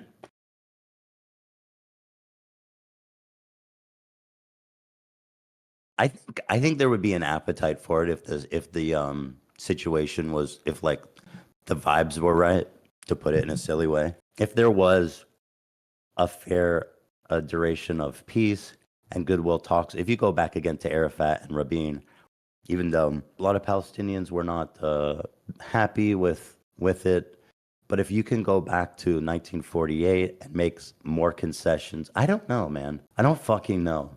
I don't know. They both seem so far-fetched and difficult, if I'm being honest. Yes. Because the settler situation just ruins the whole fucking thing. There's just too many settlers. So But, you to know, me, maybe this was you're the right. opportunity. I don't know. Maybe you're right. Maybe one state is more likely. Maybe 'Cause- I can see it. But like, I just have a hard time reconciling that. But the way that you explained it definitely does make me think that it could be possible over a long period of time. So it would have to be it'd have to be, 50 years from now, and we didn't nuke the whole planet, and somehow there's been a period of relative peace and calming of tensions and stuff. I Yeah. can see it. I can see that being more. that starts in good faith, and there's always going to be people who want to fuck that up. But There's gonna even be people. Hassan, even if the one state, there's still going to be these radical, fundamental settlers there that the Palestinians are going to want to fucking kill, rightfully, right? Or I mean, Yes. I don't killing people isn't right, but there's going to be fundamental Islamists. No, that there's want to yeah, fucking kill exactly, them. absolutely. You're right about that. Except this is something that I talked to Jank about, because I think Jank's understanding is like kind of childish of the matter. He always says like, "Oh, it's religion." It's Hold Jank, on, Uncle Cenk for Jank. president, bro. Yeah, Jank for president. He's gonna do it. He's gonna do the damn thing. You're the VP. But no, but well, I do have I could actually technically run for president. He can't, because I'm an American citizen. He's not. yet. Or Not I mean, he's yet. not a he's a naturalized American citizen. Not I yet. am a natural born U.S. citizen. So one thing I want to say is this: he always says like, "Oh, well, it's a religious war." I'm like, no, it's not. Here's obviously it's not. But think about it this way: we have our own versions of psychopathic fundamentalist terrorists, right? And every now and then there's an act of stochastic terror, and that's devastating, and we deal with it through the normal criminal court system. That's what will happen. I'm not saying that like it's going to be perfect and everyone's going to get together, hold hands, and say kumbaya. Okay, that like everyone's gonna hug and kiss one another. But what we do have a tendency to collaborate with one another. We do have a tendency to live in peace. That's what we want to do. So ultimately, if there is a structure, if there's a one-state structure, of course there's going to be fucking psychotic like Jewish power people and also Islamist fundamentalists or even people who are like, nah, fuck that. I want to kill settlers regardless. Those guys are going to go to jail. Just like the kickstarting of that process also revolves around making sure that there is a tribunal for war criminals on both sides, being able to capture and also bring to justice war criminals on both sides of the equation. What do you do about the settlements that are there now? I guess you're saying it doesn't matter because everybody can live wherever they want. The settlements are precisely the reason why I don't believe in a two-state solution, because I don't believe that there is any reasonable way to eradicate 400,000 people and then 230,000 from Jerusalem. Like that, you cannot do that in a peaceful way. I think it's so fucked up right now. It's crazy how fucked up it is. Both options seem like pipe dreams right now in this point in time. I'll tell you this much.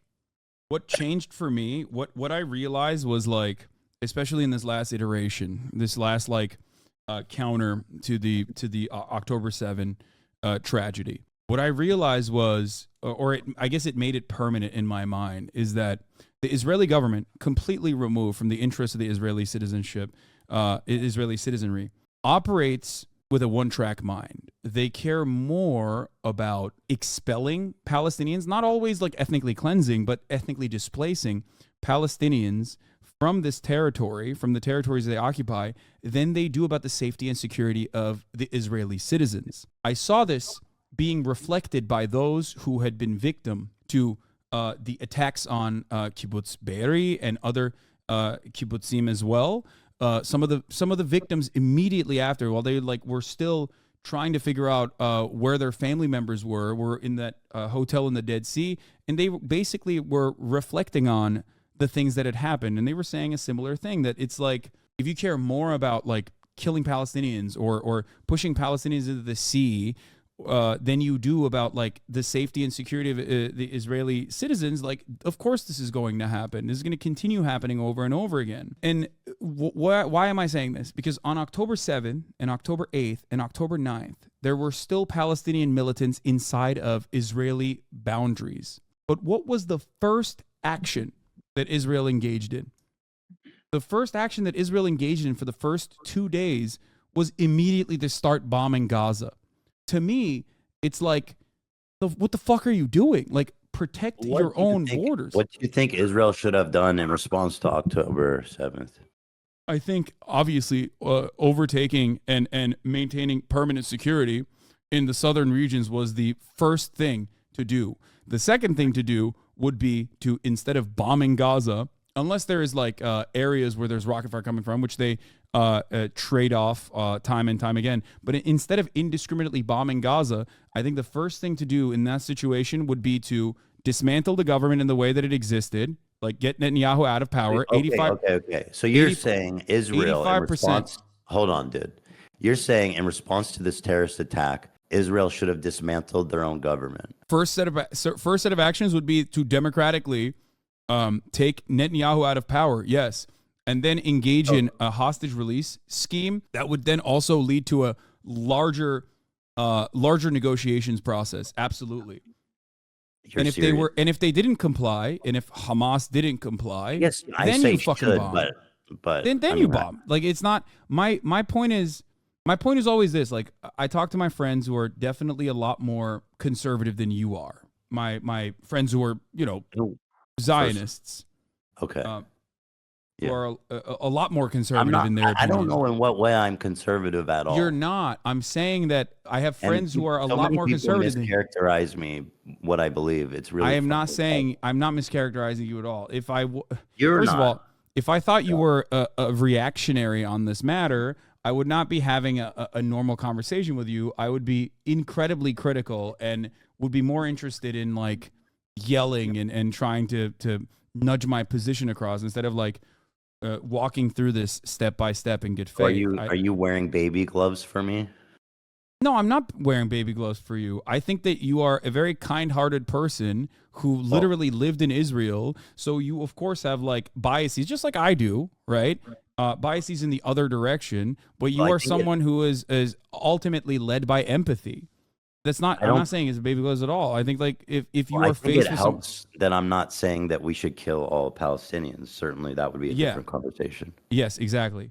But I don't think like this is something that I've explained to my audience time and time again, which was like that you pick your battles. Like there's no reason to fucking people love yelling at whatever is in front of their faces. And I think that you are someone who does have a lot of empathy for Palestinian people. And it is, in my opinion, ridiculous and unproductive to just like fucking spend any time being like, oh, you're bad, you're wrong, like fuck you. I That's have to my say, perspective. since And I'm I, on your stream, I'll just say this. I don't know the majority, but there was like a big portion of your fan base that was, I felt so unfairly and overly over the top, just so nasty that it made me want to disengage from the whole thing.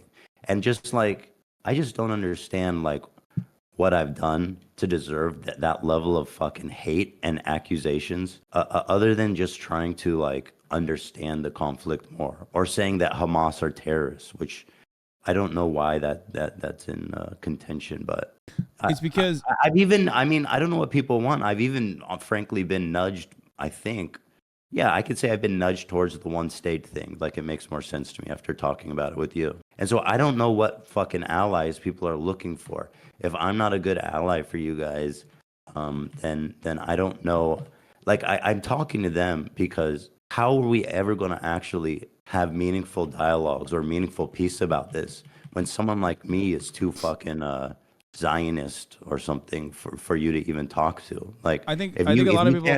if you can't build a bridge with me, then I don't think you're going to build a bridge with a single person in Israel ever. I agree with you. I guess like this is not a defense because I've like criticized people yelling at you regularly and have told people to just like think about this critically and understand that there's a broad coalition that is an absolute necessity if you want to make any changes in the political realm and like that you are not anyone's enemy in this struggle. I've repeated it time and time again, but I have nuked I've my seen you own. say that, and I I've nuked appreciate my it. own Yeah, Discord yeah, I before. appreciate what you've said.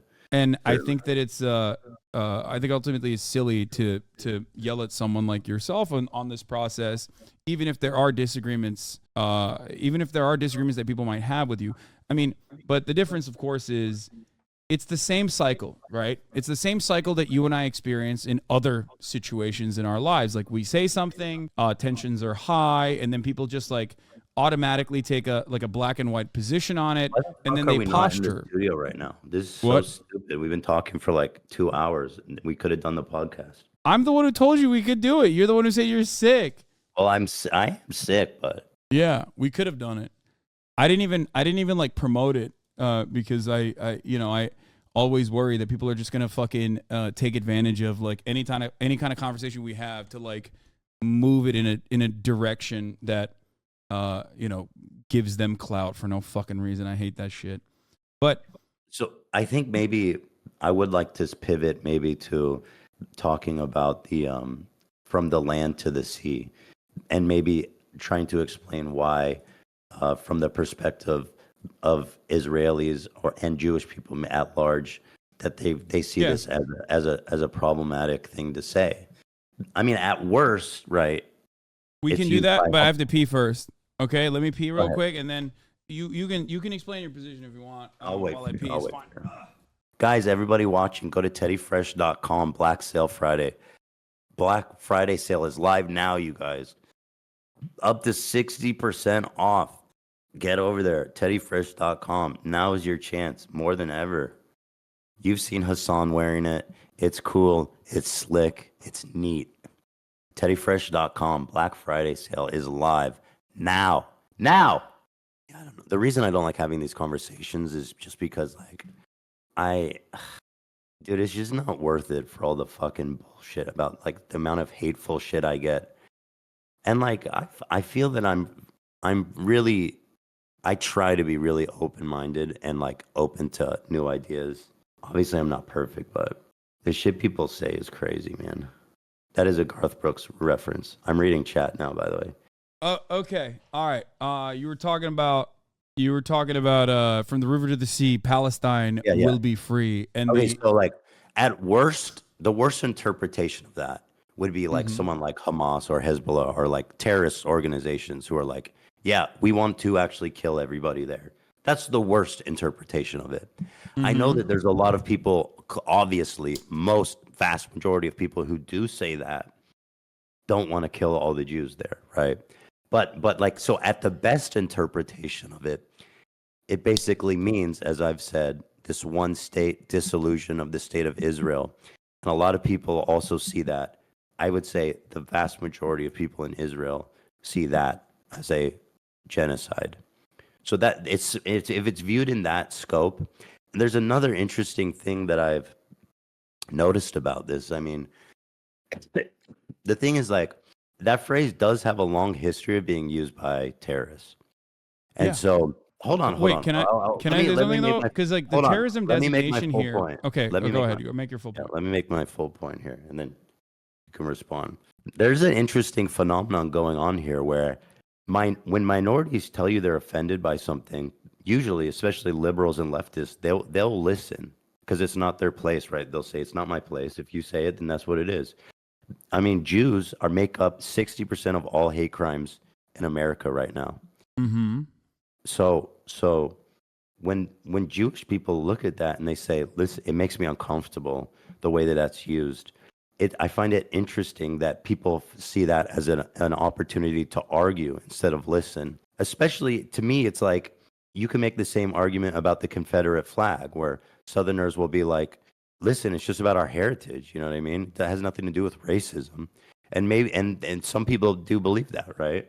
But at the end of the day, if a black person is like, that Confederate flag is offensive to me, you're not going to argue with them and say, no, it's just heritage. Like, not everybody who uses it is racist. So then, you know what I'm saying? Like, it just doesn't seem fair. I know, but so one, from the river to the sea, Palestine will be free. Its origination, its inception comes from the PFLP, the Popular Front for the Liberation of Palestine, which you're right, was considered a terrorist. Existed before Nazis. Okay. You know, hold on. Just saying. I understand. I'm going to describe it. Go ahead. In its inception and in its broader context, historically, since the 60s, it has always been utilized as a slogan for emancipation and never for anti-Semitism. The reason why Hamas adopted it, the reason why Hamas co-opted it when they had 3% support as opposed to the PLO, which had 83% support, right? Alongside the PLO, was because it was the slogan that was the slogan for Palestinian emancipation. This does not mean that like that slogan changed at any given point to mean killing all the Jewish people just because it was co-opted by a marginal militant faction that in and of itself has never reached a similar level of popularity to even a two-state solution has historically amongst Palestinians. They've never pulled anywhere near 52% support. In which part of this do you think it's fair to argue with a group that makes up 80% of all hate crimes that happen in America, or not 80, 60%? Because that you can argue with them and say, no, it's fine. I'm going to tell you. Because, well, two reasons. One, because Palestinians are the oppressed party in the structure against the state of Israel, not Jews, the state of Israel, which does not, I think you and I both agree, does not represent the interests of Jews at all and will falsely conflate the interests of Jews with the interests of the state of Israel, specifically so they can continue to engage in this argument sometimes from a disingenuous framing. A disingenuous conflation. Jewish people themselves say from the river to the sea, Palestine will be free. Jewish people are at the forefront of the anti-apartheid, anti-Zionist activism, Jewish Voice for Peace, Jews for Economic. And the existence of Jewish people doesn't, that point is not very persuasive. I mean, of course there is. What do you? Of course, I think it's very important because there's Israelis that say it. Therefore, a minority or Jewish people shouldn't be offended by it because some people say it. I mean, no, I think because Jewish people.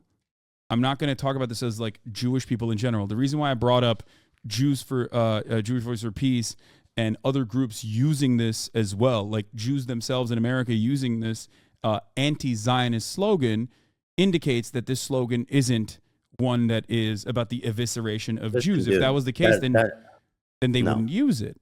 I'm telling you that the mere existence of Jewish voices doesn't. It's not a leg to stand on. I don't understand that. But Of course, there's going to be Israeli but the most important component here, it's the like you're most important tokenizing component a here is few that Israelis. It seems silly. You're like, here, check out my Israeli. He says it. I will explain to you why it's not a comparison, because I think you agree with me on this as well, that Palestinian emancipation is just, right? It's just. Whereas the Confederacy is not. The Confederacy was there to preserve, they said states' rights, but it was there to preserve the maintenance of slavery. Palestinian emancipation is not, or has not ever been broadly defined at any moment throughout its history, the evisceration of all Jews living in Israel, or the forcible expulsion of all Jews living in Israel. Other militant factors that were never, ever as popular as the broader Palestinian emancipatory movement have taken on this slogan alongside slogans like Free Palestine in general. The same exact argument to say from Free Palestine from the river to the sea can also be applied to Free Palestine as well. It's just a matter of where the motivations lie. You have to look at how Israelis view it. Is that you're saying that Israel, I don't care as a about country, how Israelis view it.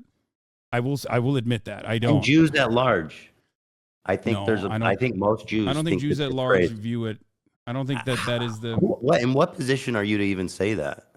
Well, I'm in the position of telling you almost large, entirely getting. I know my perspective is not motivated by myself. It's motivated by Jews against anti-Zionist no, Jews. Seriously, how can you speak for my entire ethnic group? I find that really interesting.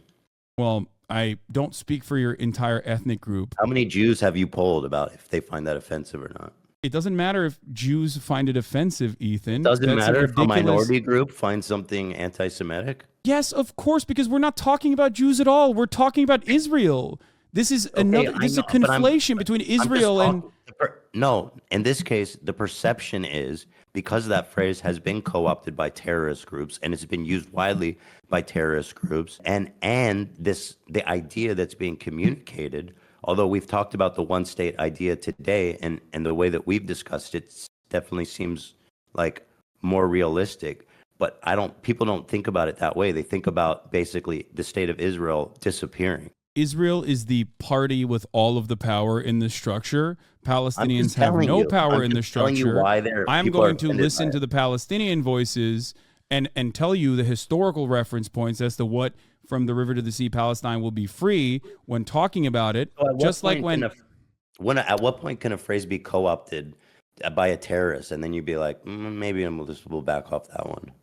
The swastika and the Nazi comparison is actually a wonderful one, and I do not think that the Hamas or any Palestinian group has ever actually reached the machine of ethnic cleansing that the Nazis have. Making that comparison, in my opinion, is like diminishing the impact of the Holocaust. It's not what they've done or can do. It's about the meaning of it, Yeah, Hamas also says Free Palestine. That doesn't change the meaning behind Free Palestine. It doesn't mean anything. What you have to look at is what the broader Palestinians, what the Palestinian movement believes, what the Palestinian movement implies when they're saying this. And it's important. It's important because, like, what are people to do, Ethan? What is the solution here? We say Palestinians can't say from the river to the sea, Palestine will be free. There's people claiming that even saying a ceasefire is actually against Israel's best interests, or even anti-Semitic, as a matter of fact. At a certain point, you have to realize that, like, maybe it's a little disingenuous, and that it's more so to just like squash any amount of amount of sentiment expressed towards Israel. At any point, should you think about maybe I should ease off this because it is offensive to the vast majority of Jews, interpret it in a not nice way, despite what people's intentions are, and that maybe it's counterproductive to double, triple, quadruple down on it. No, because I'm not going to. How is that? How does that help the cause of Palestinian freedom? When people go, Because I'm not going to. listen, Because I'm not going to make they say, concessions that I don't. That hold no historic weight. That I'm actually listening to the Palestinians when they say what they okay, mean. Because I don't have bro, this like secret, like secondary assumption that Palestinians actually are sneakily meaning something else. Like they're like actually that's talking not about the what I destruction of said. Jews. Don't I fucking know that's not what don't put you that in said. my, don't I put those know words in that's my not mouth. what you said. You're not saying that. You're not saying that at all. But there are plenty of people who are implying that. And even then, I'm simply stating the historical precedent for this sentiment. And of course, I'm going to combat misinformation. And I'm gonna continue combating misinformation in a country that is outright hostile towards Muslims and outright hostile towards Palestinians from the actual state, right? There's anti-Semitism. This is absolutely true. Anti-Semitism is a gross hate crime. It is completely unacceptable. You and I are in agreement on this. I've combated anti-Semitism nonstop for the Do you past 10 think that years. there's any people that hear that and they think, you know what, that means no, we got to get rid of all the Israelis? Do you think there's anyone that believes that? That we have to get rid of all of the Israeli Jews From, in that from the area? river Of to the course, I'm sea. sure. I'm sure. Yeah. Yeah, And so, absolutely. There are and when anti-Semites. people, There are anti-Semites in the pro-Palestinian movement. do Of you course, think there that it are. could be potentially misconstrued? Can it be potentially misconstrued? Absolutely. Anything can be And misconstrued. so, Any in that, slogan can be in misconstrued. consideration of all these things, if it can be misconstrued, if it is believed by people to mean it that way, then I don't think Jews are outside of their right to say, "Hey, this phraseology makes me uncomfortable." The Me conversation neither. revolves around Palestinians, which, Muslims are a minority group in general, Palestinians an even smaller minority group, against Zionists, specifically Zionists who are maintaining the violent nature of the apartheid state in Israel. So in that structure, there are significantly more Zionists in America than there are Zionist Jews, and then there are anti-Zionist Jews. Zionist and anti-Zionist Jews are marginal because of the number of Jews in general on the planet, right? The much larger conversation is being had between Palestinian activists, which feature anti-Zionist Jews and anti-Zionists alike, some of which are anti-Semitic. I'm not going to say that they're not, okay? Versus the much broader, much larger Zionist community that is comprised almost entirely of Zionist evangelicals, Zionist Christians in general.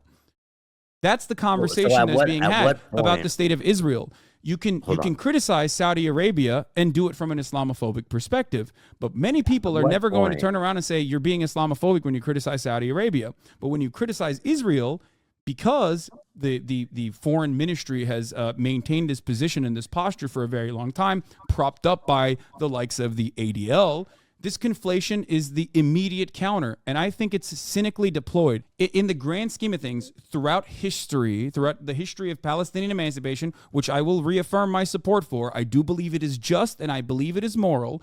Throughout that history, Hamas is but a mere blip. Hamas is but a mere blip, and even to this day is not has never reached broad popularity. The mantra itself predated Hamas and will continue to exist as long as there is an occupation. So having a conversation about the optics of a slogan when 11,000 Palestinians have been ruthlessly slaughtered by that same state is ridiculous to me. I think it's fair. uncharitable. This characterization is super unfair. I mean, you're making it sound like I'm a fucking the concern for it has nothing to do with what the Israeli government is doing, the ethnic cleansing and murdering of Palestinians. It's got nothing to do with that. Invoking that is not fair. 57% of Gazans, by the way, and I'm not criticizing them. I understand why people would support Hamas during all this and who are in Gaza, but you say that, I mean, they have. Yes, in 2017, Hamas changed its charter in order to gain international recognition. It has white support in Gaza and the West. In 2017, Hamas changed its charter in order to maintain its civil governance factions and also gain international recognition, as had prior terror cells like the ones that you mentioned that Ben Shapiro still considers a terrorist, like Yasser Arafat, as they try to do the exact same thing. You might not believe them. I do think that there are certainly still anti-Semitic people inside of Hamas, of course, but ultimately, Palestinian people saying that they support violent emancipation. You think there's Hamas people that are secular and cool and don't hate Jews? Do I think there are Hamas militants? Absolutely. Yes, 100%. No, that's not what I asked. I said, do you think there's Hamas people that are like chill and secular and they don't hate Jews? Oh, 100%.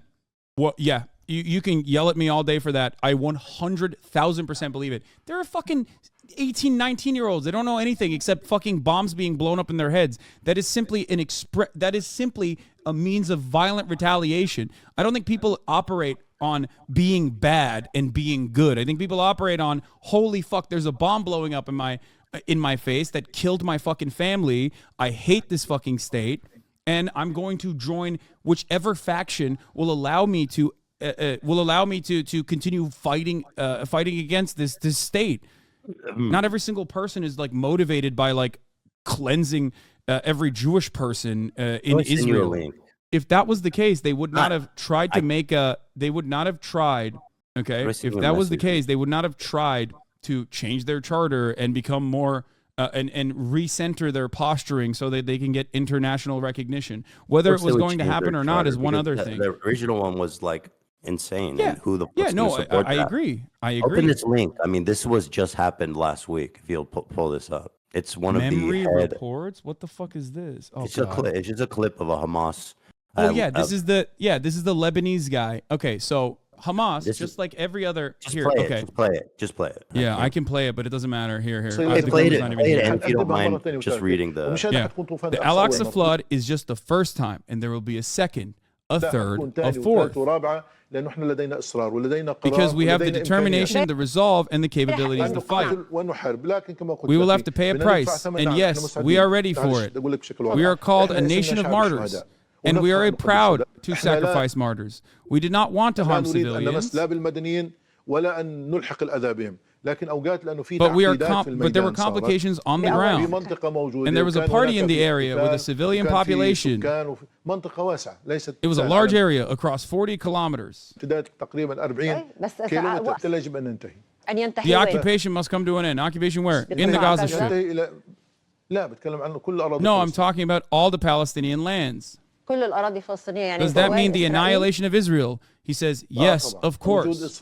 The existence of Israel is illogical, but there's cuts in there too. I don't even know what the fuck he's saying, but it doesn't matter. He's saying a bunch of fucking psychotic, bloodthirsty shit. I agree. This is one of the this is a guy I've seen him before. He's a spokesman for Hamas. Yes, there are multiple different factions within Hamas right now. There are multiple different factions within Hamas right now. Hold on, let me finish it. The existence of Israel is what causes all the pain, blood, and tears. It is Israel, not us. Do you want me to talk about it? He's going to say 1 million October 7th as well. It is Israel, not us. We are the victims. There's only like 10 seconds left. Okay. Therefore, nobody should blame us for the things we do. We are the victims of the occupation, period. Therefore, nobody should blame us for the things we do. On October 7th, on October 10th, on October 1 million, everything we do is justified. It is justified. Yeah, he even says it in English. He says, it is justified. Let's talk about it, because you brought this up as though this is like an own or something. One, for as many bloodthirsty psychotic freaks exist in fucking Hamas, there is the same number of non-democratically elected motherfuckers in Israel that say the exact same shit. Dude, you and I are in agreement on that. I'm saying this to defend Israel. I'm saying it because I'm just telling you why people are uncomfortable with that phrase, from the river to the sea, because they interpret its use like what this guy is saying, which is that from the river to sea, say to Israel be destroyed, and there'll be no Jews left in the region. Hi, Teddy. For the record, the from the river to the sea is in the Likud charter as well, and they do have the material. Not only do they have the support in their coalition government, but also the material realities reflect that Israel is a genocidal apartheid state. So when they say from the river to the sea, so this phrase, when does this it land become, belongs to Israel, that is a little bit more important. However, I don't even care about that sloganeering. I don't care about what Israel says either. I care about the actions. Okay. Okay, no, We care well, about- no. You made a statement defending this slogan, and that's the Yes, conversation I still we're defend having. it, and I'm It's still got nothing defending to it. do. Listen, it's got nothing to do with defending Israel or not. I'm telling you how people feel about it. This person's statements do not speak for Palestinians as a whole, and never has. He doesn't even fucking speak for Hamas. There are Yes, he two does. different factions, or multiple factions in Hamas. There's the civil speaks for governance Hamas. branch. There are literally conflicting factions within Hamas. He is the more militant faction in Lebanon.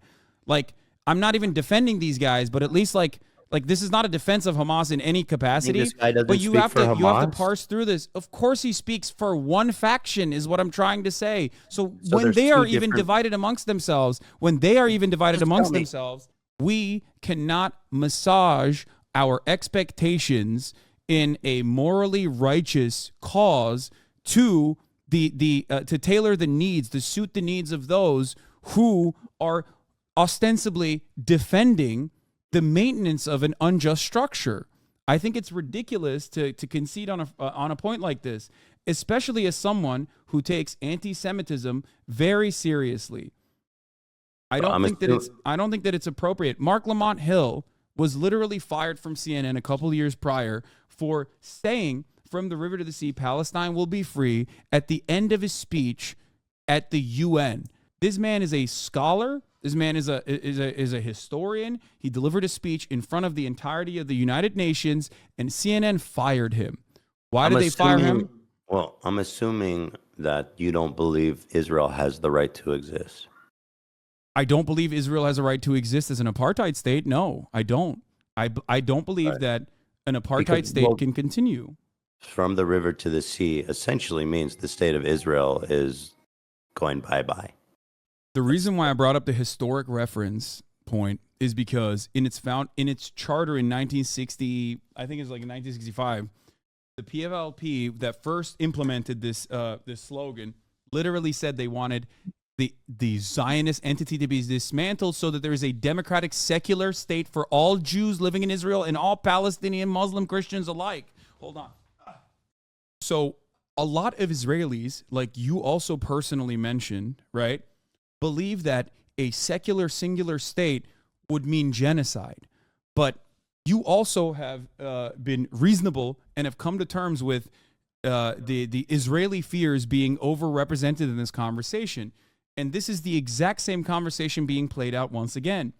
When I talk about emancipatory movements, I feature the actual people that are being wronged in this process and not the considerations of those who are defending, maybe not directly oppressing those people who are asking for a just cause that are morally on the right side, but those who are defending those who are wronging them. I don't care about the considerations of people who defend Israel in that situation. The Palestinians are the ones being wronged, which I agree with. Yeah. Then they can't be. Then they can use that phrase with. They can use phrases with impunity about Israel. I mean, if they said, kill all the Jews, then no, of course not. That's not a phrase that they can use with impunity. What if they said Israel shouldn't exist? Israel shouldn't exist?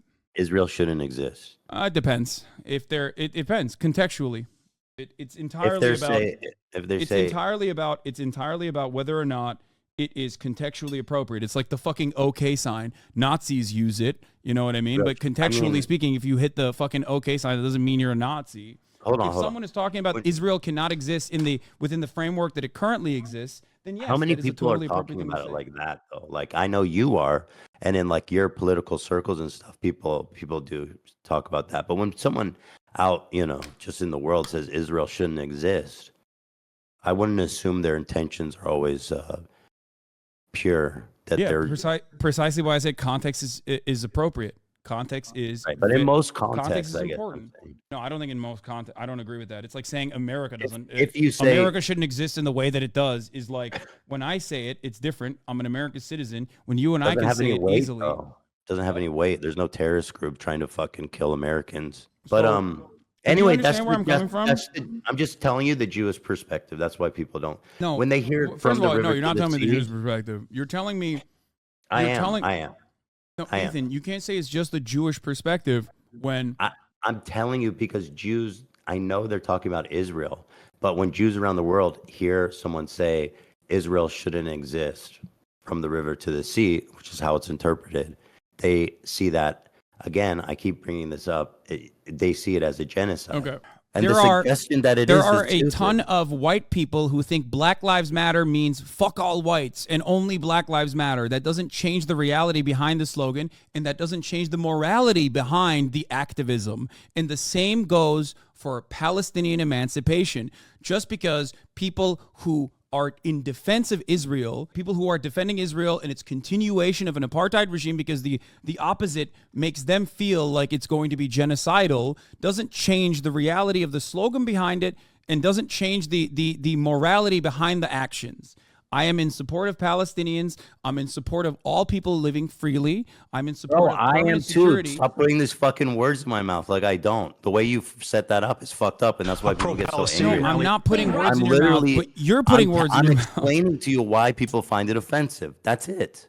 Here I'm not, with the you know what I mean? Jewish boy. I'm telling you how people interpret that. And like when people double down on it and they use it and people, it's offensive to the vast majority of Jews. I'm telling you, despite how many you know that you could fit into a room that agree with you. I'm telling you this is going to literally, like, I'm telling you, I don't know why you won't listen to me. I'm trying to, as your friend, I'm seriously urging you to reconsider your position. Because if you are, I'm literally just explaining why people find it offensive. What is my position exactly that is a problem? What's my position that's a problem? Your position comes along with the false conflation that this slogan is harmful to Jewish people. A slogan that is otherwise not harmful to Jewish people can be used in an anti-Semitic fashion. A slogan Jewish people believe it is harmful to them. But that doesn't change the reality of the slogan or the fact that there are plenty of Jewish people who are in support of Palestinian emancipation who use it. It's a slogan at the end of the day for a morally righteous cause. You're not going to convince Jewish people that it doesn't matter. I don't care about convincing Jewish people. But first of all, I care about convincing whoever will actually listen and try to understand from a charitable perspective what I'm trying to say. But ultimately, yes, I am not going to move on this position because people are uncomfortable by this slogan, considering what the slogan actually is. There's no reason to concede. There are certain things that I find completely unacceptable. There are reasons. I mean, you said, if you wrote Hamas from the river to the sea, terrorist groups use it, and so like there are reasons. Whether you agree with them or not you're justified Hamas to says disagree. free Palestine as well. Does that mean free Palestine means eradication of Jews? It's in their charter too. No, it doesn't mean that. Okay, what's the difference then? I mean, obviously the context matters, right? Some people mean it that way. That's what I said. That's what I said from the start. Right, but so free Palestine in it doesn't suggest the destruction of Israel, which is how again people interpret it. No, that's not true. Plenty of Jews, plenty of Zionist Jews that I've seen think free Palestine means the destruction of Jews. Okay. Not just Israel, the entirety of the international Jewish population. I don't think that, because from the river to the sea in the saying itself is people interpret it as the annihilation of Israel. That's how people see it. Okay, when you want to understand what Black Lives Matter means, do you go to white people to ask them, or do you go to black people and ask them what it means? Who do you listen to? When you want to understand the meaning behind the slogan Black Lives Matter, do you ask white people what they think it means, or do you ask black people what they think it means? I guess I would probably just ask anyone involved in that movement. I don't know. Okay, that's great. Are there black people in the Black Lives Matter movement that like legitimately hate white people and like maybe want to even kill them? I'm sure there are. There's one. You can find one of everything. Okay, like I'm sure. Does what you're doing essentially with your does that using change Jews as tokens? Does that change? No, listen to my words. Does that change the broader movement and the morality behind Black Lives Matter, or does that change what people mean when they say Black Lives Matter? Black Lives Matter doesn't. Again, it's what's in the phrase, dude. Saying the thing is like saying Black Lives Matter doesn't insinuate that other lives don't matter. It's there. It's in the fucking phrase, bro. I don't know what to tell you. From the river to the it's sea, in the Palestine phrase. will be free. Also doesn't feature from the river to the sea. We All right, should you know destroy what? Israel and kill all the Jews. You're the one who's saying that that is the secondary implication behind it. I'm just telling you how people see it, bro. I know, You but if you disagree. were to tell me this is how white people feel about Black Lives Matter, I would say I don't care how white people feel in this regard because Yeah, but my Black business is Lives not about Matter, explaining what this. There's My no when I'm inherent, bro. There's nothing in Black Lives Matter that's saying that white lives don't matter in the there's fucking nothing slogan. in from the river to the sea, Palestine will be free that implies Jewish people must be eradicated or Israel must be destroyed No. and Jewish people in it must be A killed. lot of people disagree because you're talking about from the river to the Yes, sea. a lot of people is who are not mainland Israel. Palestinian and a lot All of right, people who are whatever, not bro. anti-Zionist disagree. Anti-Zionists, on the other hand, don't agree, and they are the ones who are using the slogan. So why would I'm asking you, if I'm not going to ask a white person who is against Black Lives Matter, why would what they feel about this slogan? Why would I go to in the broadest Well, I already majority, explained it to Zionists, you. both Jewish and Christian? Why would I ask them what they think about a Zionist, anti-Zionist slogan? I already explained it, but you don't want to hear me. I understand your analysis. I don't want to. I don't. I'm literally just explaining how people feel about it. For the record, I understand the analysis, right? That it's not anti-Israel or anti-Semitic. I understand. And I agree with his analysis, actually. I do. I'm explaining why Jewish people around the world find it offensive. And I can tell you guys, most Jews do find it offensive because the way they interpret it, which is the destruction of Israel. That's how they interpret it, whether it's meant that way or not. And I think that it's worth, acknowledging that that's how people feel about it.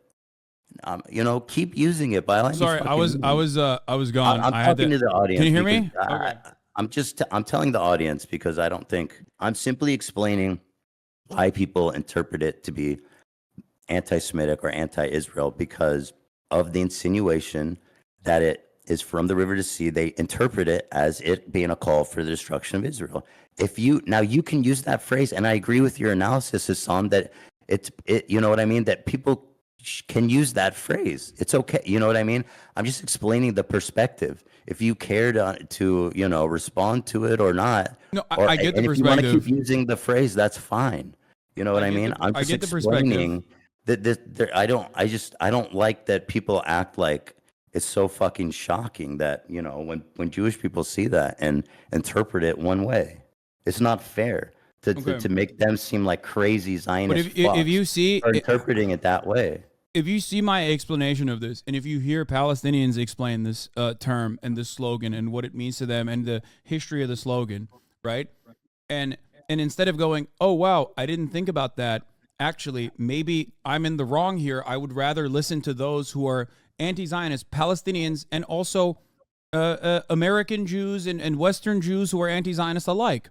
If they all are if they all have this kind of perspective overall, then if you are also on the side of the emancipation of Palestinians, don't you think that the better thing to do here would be to educate people to ensure that there's not any further misunderstandings on the front? Because that's the reason why I make this statement. That's the reason why I try to educate people when there's a sea of counterfactuals and counter narratives that simply claim unconditionally that this is anti-Semitic. Anti-Semitic people can use this. I do agree. I disagree that it's unconditionally anti-Semitic. But do you understand why some people might find that a scary phrase to hear around the world? Around the world. But okay, people good. also, That's people also think. Say. I know, but people also think Free Palestine is a scary phrase. Bro, okay? So you acknowledge that Jews around the world, you can understand why they would see that and can think of it as a scary phrase to them. That would make them uncomfortable. Yes, just like Black Lives Matter can be an uncomfortable phrase for people, but it doesn't change my mentality around the phrase. And if someone asks me, okay, whatever, bro. I don't know. What do you mean, whatever? That's not whatever. That's very important. We're just talking in circles. We've already talked about this shit. I know, but it's important because I don't want you to think that I'm cynically or in a weird way, just being no, so. anti-Semitism is totally fine actually with this one phrase. But you won't make any fucking concessions. And it's crazy. Like I make so many fucking concessions to you all the time from my heart. And I listen and I fucking try to move towards your side every time we talk. And I do. But when I fucking try to explain to you, and you even sit here and you understand that, so why Jewish people around the world might find that phrase scary to them, you won't fucking even admit. Well, now you did that I asked you, but you think it's fucking silly. You don't want to hear anything I have to say, and you don't want to concede a single fucking point. And it's not that fun to talk to you about it when it's like that. I'm just trying to like connect a fucking bridge at all between understanding. I do understand it. You can use that phrase. I'm not even disagreeing. But like if we're trying to actually like make bridges and fucking understand each other, you not being able to even concede why Jews around the world could interpret that way seems, like it's not productive at all. But I do understand it, which is why I try to work against this counter narrative, this counterfactual. I try to use the privilege that I have, the platform that I have, to deliver a voice for a group of people that are never that are never really heard at all. I think peace and progress happens when we connect and have empathy for each other. That's it. I'm explaining to you why Jews around the world might find that offensive, and and that's it. I think that it would be good to try to understand that. But the question I have is this. But I don't care to keep talking about it because we just keep talking in circles. Like I feel like I'm just explaining it, man. And I'm not a fucking radical Jew. I'm not even a religious Jew. No, I have no stake in the game. And this is coming from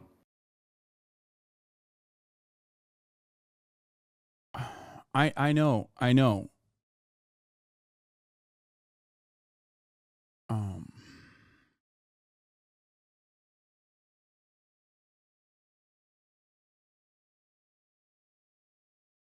I'm here.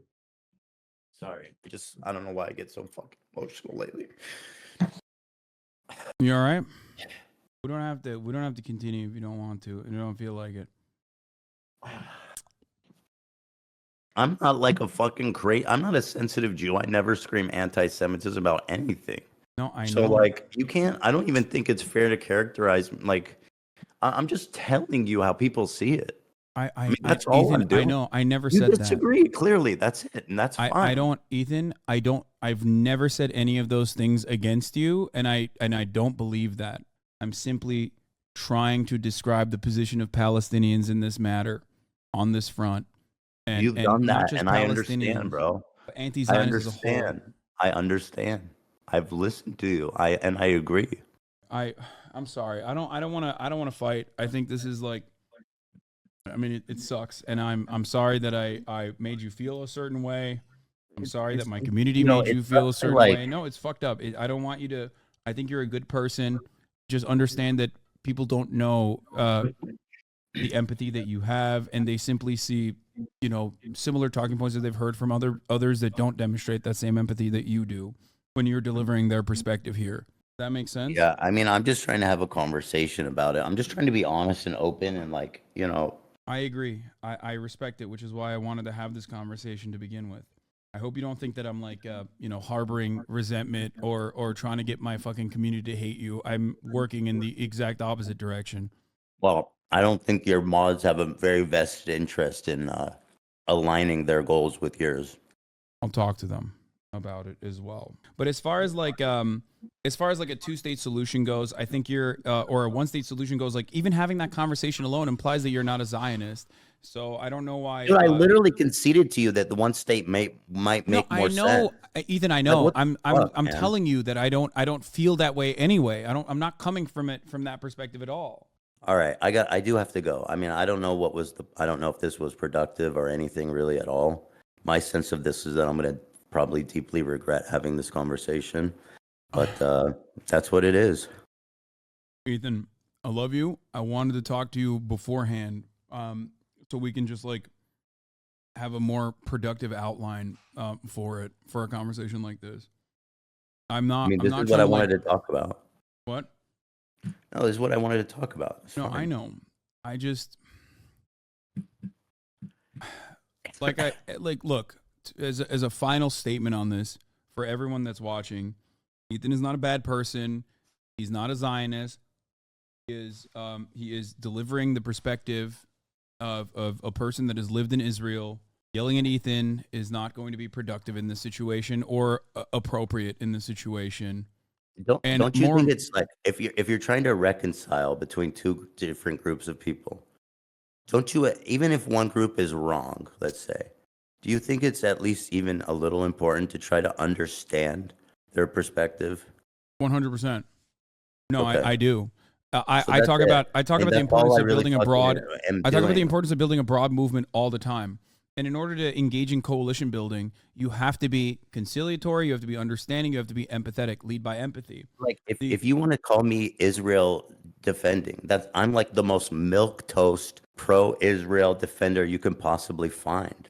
So like you gotta learn. People need to learn to build a fucking bridge somewhere. I'm not saying that. I hope you understand. I know. Yeah, you're not saying it, but I do think that a large part of your community thinks that. It's clearly reflected by all the shit that the mods continue to say.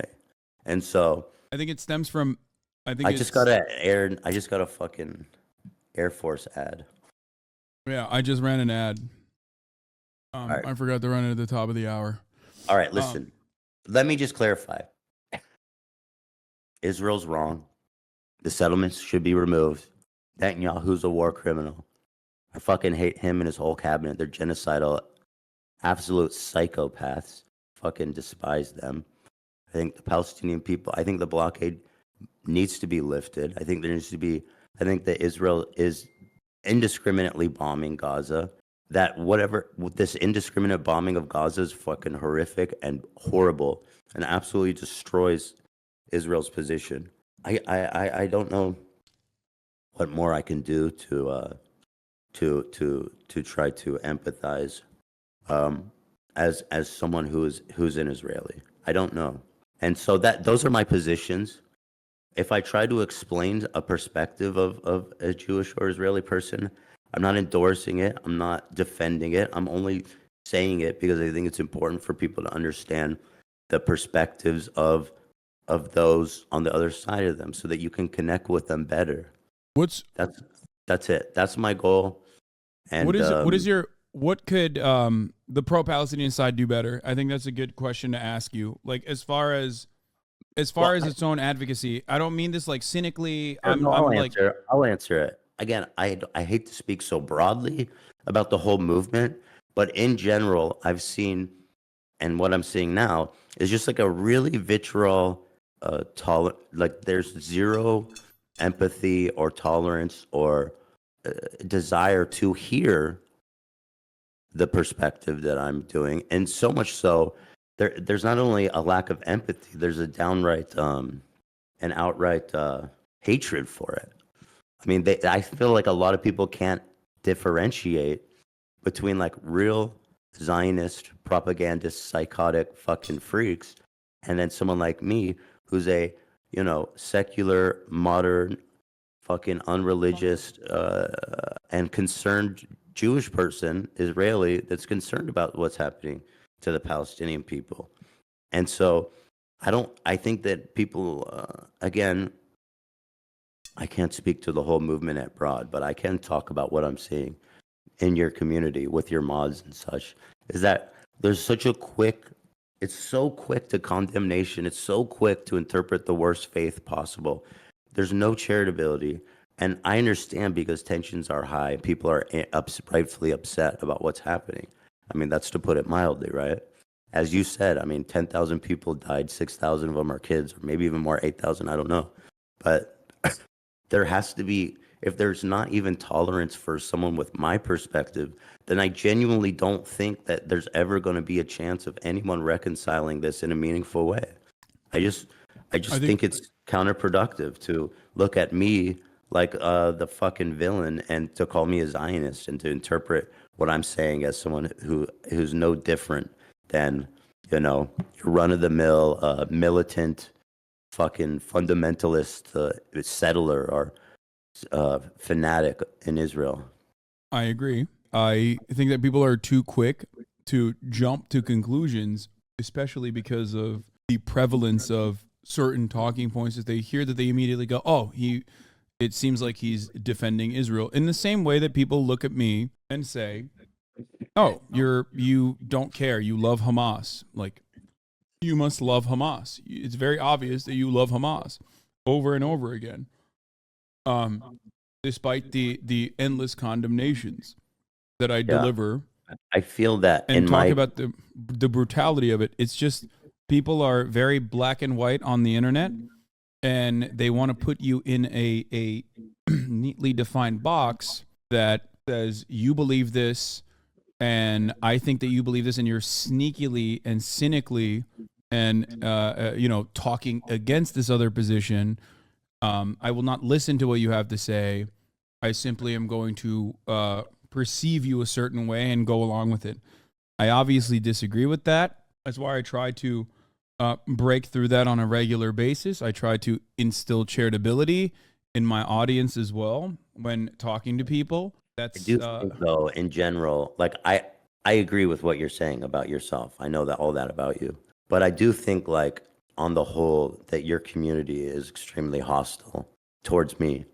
Or maybe not. I don't know. I don't know what's the percentage. I mean, how could I tell? There's plenty of. But I feel like they're overly. There are plenty of fans of yours in this community. I think that no, I don't know what's the percentage, but like, it's very. I don't know. I feel like very unwelcomed, and it makes me feel like sometimes that what we're doing here is kind of pointless. But I admire everything that you do, and I support everything that you do, and it's also. I think it's also because it's a political community, which is fucking cancerous and awful in general. Especially like this morning, I talked about walking my dog. I was 10 minutes into the broadcast, and the first thing I saw in the fucking chat was, oh, so no more BDS against Starbucks, I guess? Because I said I got a puppuccino for my dog. I never said I went to Starbucks. I never said anything. For the past fucking for the past 4 weeks, almost 5 weeks now, I have continuously talked about what is going on in Gaza. And yet there were still people who are mentally ill and fucking bad faith who were like, oh, I guess you went to Starbucks and purchased all the Starbucks you possibly could, and that must mean you hate the BDS movement. That must mean you hate Palestinians in general.